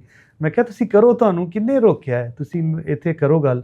ਤੇ ਟੀਚਰਸ ਮਨਾ ਕਰਦੇ ਨੇ। ਮੈਂ ਫਿਰ ਟੀਚਰਾਂ ਨੂੰ ਵੀ ਕਿਹਾ ਕਿ ਨਹੀਂ, ਬੱਚਿਆਂ ਨੂੰ ਸੋਚਣ ਦਾ ਮੌਕਾ ਮਿਲਦਾ ਹੈ, ਇਹਨਾਂ ਨਾਲ ਮੈਂ ਵੀਡੀਓਜ਼ ਕਰਾਂਗਾ। ਮਤਲਬ ਇਮੋਸ਼ਨਲ ਇਹ ਹੀ ਹੈ ਕਿ ਬੱਚਿਆਂ ਨੇ ਬੜੀ ਹਸਰਤ ਨਾਲ ਮੈਨੂੰ ਕਿਹਾ ਕਿ ਕਿਆ ਅਸੀਂ ਤੁਹਾਡੇ ਨਾਲ ਪੰਜਾਬੀ ਬੋਲ ਸਕਦੇ ਹਾਂ। ਔਰ ਇਹ ਬਾਹਰ ਆ ਕੇ ਹੁਣ ਜਦੋਂ ਮੈਂ ਗਿਆ ਵਾਂ 10 ਦਿਨ ਪਹਿਲਾਂ ਆਪਣੇ ਸਕੂਲ ਦੀ ਅਸੈਂਬਲੀ 'ਚ, ਤੇ ਮੈਂ ਬੱਚਿਆਂ ਨਾਲ ਨਾ ਪੰਜਾਬੀ 'ਚ ਗੱਲ ਕੀਤੀ, ਤੇ ਉਦੋਂ ਉਹ ਮੇਰੇ ਕੋਲ ਪਲੇ ਕਾਰਡ ਸਨ ਕਾਨਫਰੰਸ ਤੇ ਉਹਨਾਂ ਨੂੰ ਨਾਲ ਖੜੇ ਕਰਕੇ ਮੈਂ ਦੱਸਿਆ, ਤੇ ਉਹ ਬੱਚੇ ਮੈਨੂੰ ਕਹਿੰਦੇ ਅਸੀਂ ਤੁਹਾਡੇ ਨਾਲ ਪੰਜਾਬੀ 'ਚ ਗੱਲ ਕਰ ਲਈਏ। ਤੇ ਮੈਨੂੰ ਬੜਾ ਨਾ ਲੱਗਿਆ ਕਿ ਜਿਵੇਂ ਇਹ ਕੈਦ 'ਚ ਨੇ, ਕਿ ਇਹ ਥੋੜ੍ਹੀ ਰਿਲੈਕਸੇਸ਼ਨ 'ਚ ਆ ਰਹੇ ਨੇ, ਕਿ ਵੀ ਘਰਾਂ ਦੇ ਵਿੱਚ ਵੀ ਉਹਨਾਂ ਦੇ ਵਾਲਦੈਨ ਮਜਬੂਰ ਕਰਦੇ ਨੇ ਕਿ ਪਤਾ ਨਹੀਂ ਇਹ ਤਰੱਕੀ ਦੀ ਅਲਾਮਤ ਸਮਝ ਲਿਆ ਗਿਆ ਕਿ ਅਗਰ ਪੰਜਾਬੀ ਬੋਲੀ ਤੇ ਪਤਾ ਨਹੀਂ ਕੀ ਹੋ ਜਾਏਗਾ। ਤੇ ਮੈਂ ਤੇ ਕਹਿੰਦਾ ਉਹਨਾਂ ਨਾਸਰ ਕਿ ਇਹ ਥਿੰਕਿੰਗ ਪ੍ਰੋਸੈਸ ਹੀ ਨਹੀਂ ਹੋ ਸਕਦਾ। ਮਤਲਬ ਕਿਸੇ ਚੀਜ਼ ਦੇ ਮੁਤਲਕ ਤਹਿਕੀਕ ਕਰਨੀ ਹੈ, ਰਿਸਰਚ ਕਰਨੀ ਹੈ, ਤੇ ਉਹ ਉਸ ਜ਼ਬਾਨ 'ਚ ਅਗਰ ਜਿਹੜੀ ਉਹਦੀ ਮਾਂ ਬੋਲੀ ਹੈ ਉਹ ਬਿਹਤਰ ਅੰਦਾਜ਼ ਨਾਲ ਕਰ ਸਕਦਾ ਹੈ। ਅੱਜ ਤੱਕ ਵੇਖੋ ਨਾ ਕਿ ਸਾਡੇ ਕੋਈ ਵੱਡਾ ਸਾਇੰਟਿਸਟ ਹੀ ਨਹੀਂ ਪੈਦਾ ਹੋ ਸਕਿਆ, ਕੋਈ ਡਾਕਟਰਸ ਹੀ ਨਹੀਂ, ਕਨਸੈਪਚੁਅਲ ਸਟੱਡੀ ਨਹੀਂ ਹੋ ਰਹੀ ਕਿ ਉਹਨੂੰ ਸਮਝ ਨਹੀਂ ਰੱਟਾ ਹੈ ਨਾ। ਈਵਨ ਕਿ ਅਸੀਂ ਪ੍ਰਾਊਡਲੀ ਇਹ ਨਹੀਂ ਕਹਿ ਸਕਦੇ ਵੀ ਸਾਡੇ ਕੋਈ ਤਗੜਾ ਜਿਹੜਾ ਲੀਡਰ ਆ ਪੋਲਿਟਿਕਸ ਦੇ ਵਿੱਚ ਆ, ਹਾਂ, ਉਹ ਵੀ ਅਸੀਂ ਨਹੀਂ ਅੱਜ ਤੱਕ। ਜੇ ਆਪਾਂ ਹਾਂ ਜੀ, ਬਿਲਕੁਲ ਉਹਦੀ ਵਜ੍ਹਾ ਕੀ ਹੈ? ਉਹਦੀ ਵਜ੍ਹਾ ਵੀ ਤੇ ਇਹੀ ਹੈ, ਬਿਲਕੁਲ ਇਹੀ ਵਜ੍ਹਾ। ਤੇ ਅਸੀਂ ਮਰਹੂਨੇ ਮਿੰਨਤ ਹੈ ਵੀ ਕੋਈ ਆ ਜੇ, ਕੋਈ ਆ ਕੇ ਸਾਨੂੰ ਪਲੇਟਫਾਰਮ ਦੇ ਦੀ ਤੇ ਅਸੀਂ ਅੱਗੇ ਤੁਰ ਪਈਏ ਜੀ। ਬਿਲਕੁਲ। ਅੱਛਾ, ਇੱਕ ਹੋਰ ਗੱਲ, ਜਦੋਂ ਦੀ ਹੁਣ ਪੰਜਾਬੀ ਕਾਨਫਰੰਸ ਸ਼ੁਰੂ ਹੋਈ ਹੈ ਜੀ, ਉਹਦੇ ਜਿਵੇਂ ਵੇਖਿਆ ਵੀ ਅਸੀਂ ਵੀ ਐਕਟਿਵ ਆ, ਤੁਸੀਂ ਵੀ ਸਾਰੇ ਹੋ ਜੀ ਜੀ, ਪਿੰਡਾਂ ਸ਼ਹਿਰਾਂ ਜਾ ਕੇ ਕਰ ਰਹੇ ਆ, ਇਹਦੀ ਅਪਰੋਚ ਕਰ ਰਹੇ ਆ, ਲੋਕਾਂ ਨੂੰ ਇਨਵੀਟੇਸ਼ਨ ਦੇ ਰਹੇ ਆ। ਉੱਥੇ ਕਿਤੇ ਨਾ ਕਿਤੇ ਜਦੋਂ ਪੋਸਟ ਕਰੀ ਦੀ ਆ, ਕੁਝ ਕਮੈਂਟ ਐਸੇ ਆ ਜਾਂਦੇ ਆ, ਮਤਲਬ ਮੈਂ ਉਹਨਾਂ ਦੀ ਲੋਕਾਂ ਦੀ ਸੋਚ ਤੇ ਹੈਰਾਨ ਆ ਵੀ ਇਹ ਜਿਹੜੀ ਜ਼ੁਬਾਨ ਹੁੰਦੀ ਆ ਵੀ ਖਿੱਤੇ ਦੀ ਬੋਲੀ, ਬਿਲਕੁਲ ਉਹਦਾ ਕਿਸੇ ਵੀ ਮਜ਼ਹਬ ਨਾਲ ਤਾਲੁਕ ਕੋਈ ਨਹੀਂ। ਬਿਲਕੁਲ ਇਸ ਤਰ੍ਹਾਂ ਅਰਬ ਦੇ ਵਿੱਚ ਅਰਬ ਬੋਲਦੇ ਆ, ਤੁਰਕ ਦੇ ਵਿੱਚ ਤੁਰਕੀ ਬੋਲਦੇ ਆ, ਚਾਈਨਾ ਦੇ ਵਿੱਚ ਚਾਈਨੀਜ਼ ਬੋਲਦੇ ਆ, ਮੁਖਤਲਿਫ ਮਜ਼ਹਬ ਦੇ ਲੋਕ ਉੱਥੇ ਰਹਿੰਦੇ ਵੀ ਨੇ। ਪੰਜਾਬ ਵਿੱਚ ਪੰਜਾਬੀ ਬੋਲਦੇ ਆ, ਸਰਾਇਕੀ ਜਿਹੜੇ ਸਿੰਧੀ ਨੇ ਉਹ ਸਿੰਧ 'ਚ ਸਿੰਧੀ ਬੋਲਦੇ ਆ, KPK ਵਾਲੇ ਪਸ਼ਤੋ ਬੋਲਦੇ ਆ। ਜਦੋਂ ਪੰਜਾਬੀ ਜ਼ੁਬਾਨ ਦੀ ਗੱਲ ਹੁੰਦੀ ਤਾਂ ਲਸਾਨੀਅਤ ਤੇ ਮਜ਼ਹਬ ਕਿਉਂ ਜੋੜ ਦਿੰਦੇ? ਨਹੀਂ, ਇਹ ਬੜਾ ਤੁਸੀਂ ਵੈਲਿਡ ਕੁਐਸਚਨ ਕੀਤਾ ਤੇ ਇਹਦਾ ਜਵਾਬ ਵੀ ਜ਼ਰੂਰੀ ਸੀ। ਜਿਹੜੀਆਂ ਜ਼ਬਾਨਾਂ ਹੁੰਦੀਆਂ ਨੇ ਉਹ ਇੱਕ ਤਹਿਜ਼ੀਬ ਨੂੰ, ਇੱਕ ਇਲਾਕੇ ਨੂੰ, ਇੱਕ ਖਿੱਤੇ ਨੂੰ ਰਿਪਰੈਜ਼ੈਂਟ ਕਰਦੀਆਂ ਨੇ, ਤੇ ਇਸੇ ਤਰ੍ਹਾਂ ਹੀ ਪੰਜਾਬੀ ਜ਼ਬਾਨ ਨਾਲ ਵੀ ਇਹੀ ਮਾਮਲਾ ਹੈ। ਤੇ ਬਿਲਕੁਲ ਇਹ ਸਵਾਲ ਮੇਰੇ ਸਾਹਮਣੇ ਵੀ ਉਠਾਇਆ ਗਿਆ ਹੈ, ਫੇਸਬੁੱਕ 'ਤੇ ਵੀ, ਵੈਸੇ ਲਾਈਵ ਵੀ ਲੋਕ ਪੁੱਛਦੇ ਨੇ ਕਿ ਮਜ਼ਹਬ ਨਾਲ ਨੂੰ ਜੋੜਦੇ ਨੇ ਔਰ ਕਹਿੰਦੇ ਨੇ ਕਿ ਇਹ ਤਾਂ ਸਿੱਖਾਂ ਦੀ ਜ਼ਬਾਨ ਹੈ। ਉਹਦਾ ਬੜਾ ਲੌਜੀਕਲ ਜਿਹੜਾ ਆਨਸਰ ਹੈ ਨਾ ਉਹ ਇਹ ਵੇ ਕਿ ਬਾਬਾ ਫਰੀਦੁੱਦੀਨ ਗੰਜ ਸ਼ਕਰ ਦੀ ਜਿਹੜਾ ਉਹਨਾਂ ਦਾ ਦੌਰ ਹੈ ਨਾ ਉਹ 9ਵੀਂ 10ਵੀਂ ਈਸਵੀ ਮਤਲਬ 11ਵੀਂ 12ਵੀਂ ਸਦੀ ਦਾ, ਠੀਕ ਹੋ ਗਿਆ। 1173 'ਚ ਗਲਬ ਉਹਨਾਂ ਦੀ ਪੈਦਾਇਸ਼ ਹੁੰਦੀ ਹੈ, 1265 ਦੇ ਵਿੱਚ ਮੇਰੇ ਖਿਆਲ ਉਹਨਾਂ ਦੀ ਵਫਾਤ ਹੈ।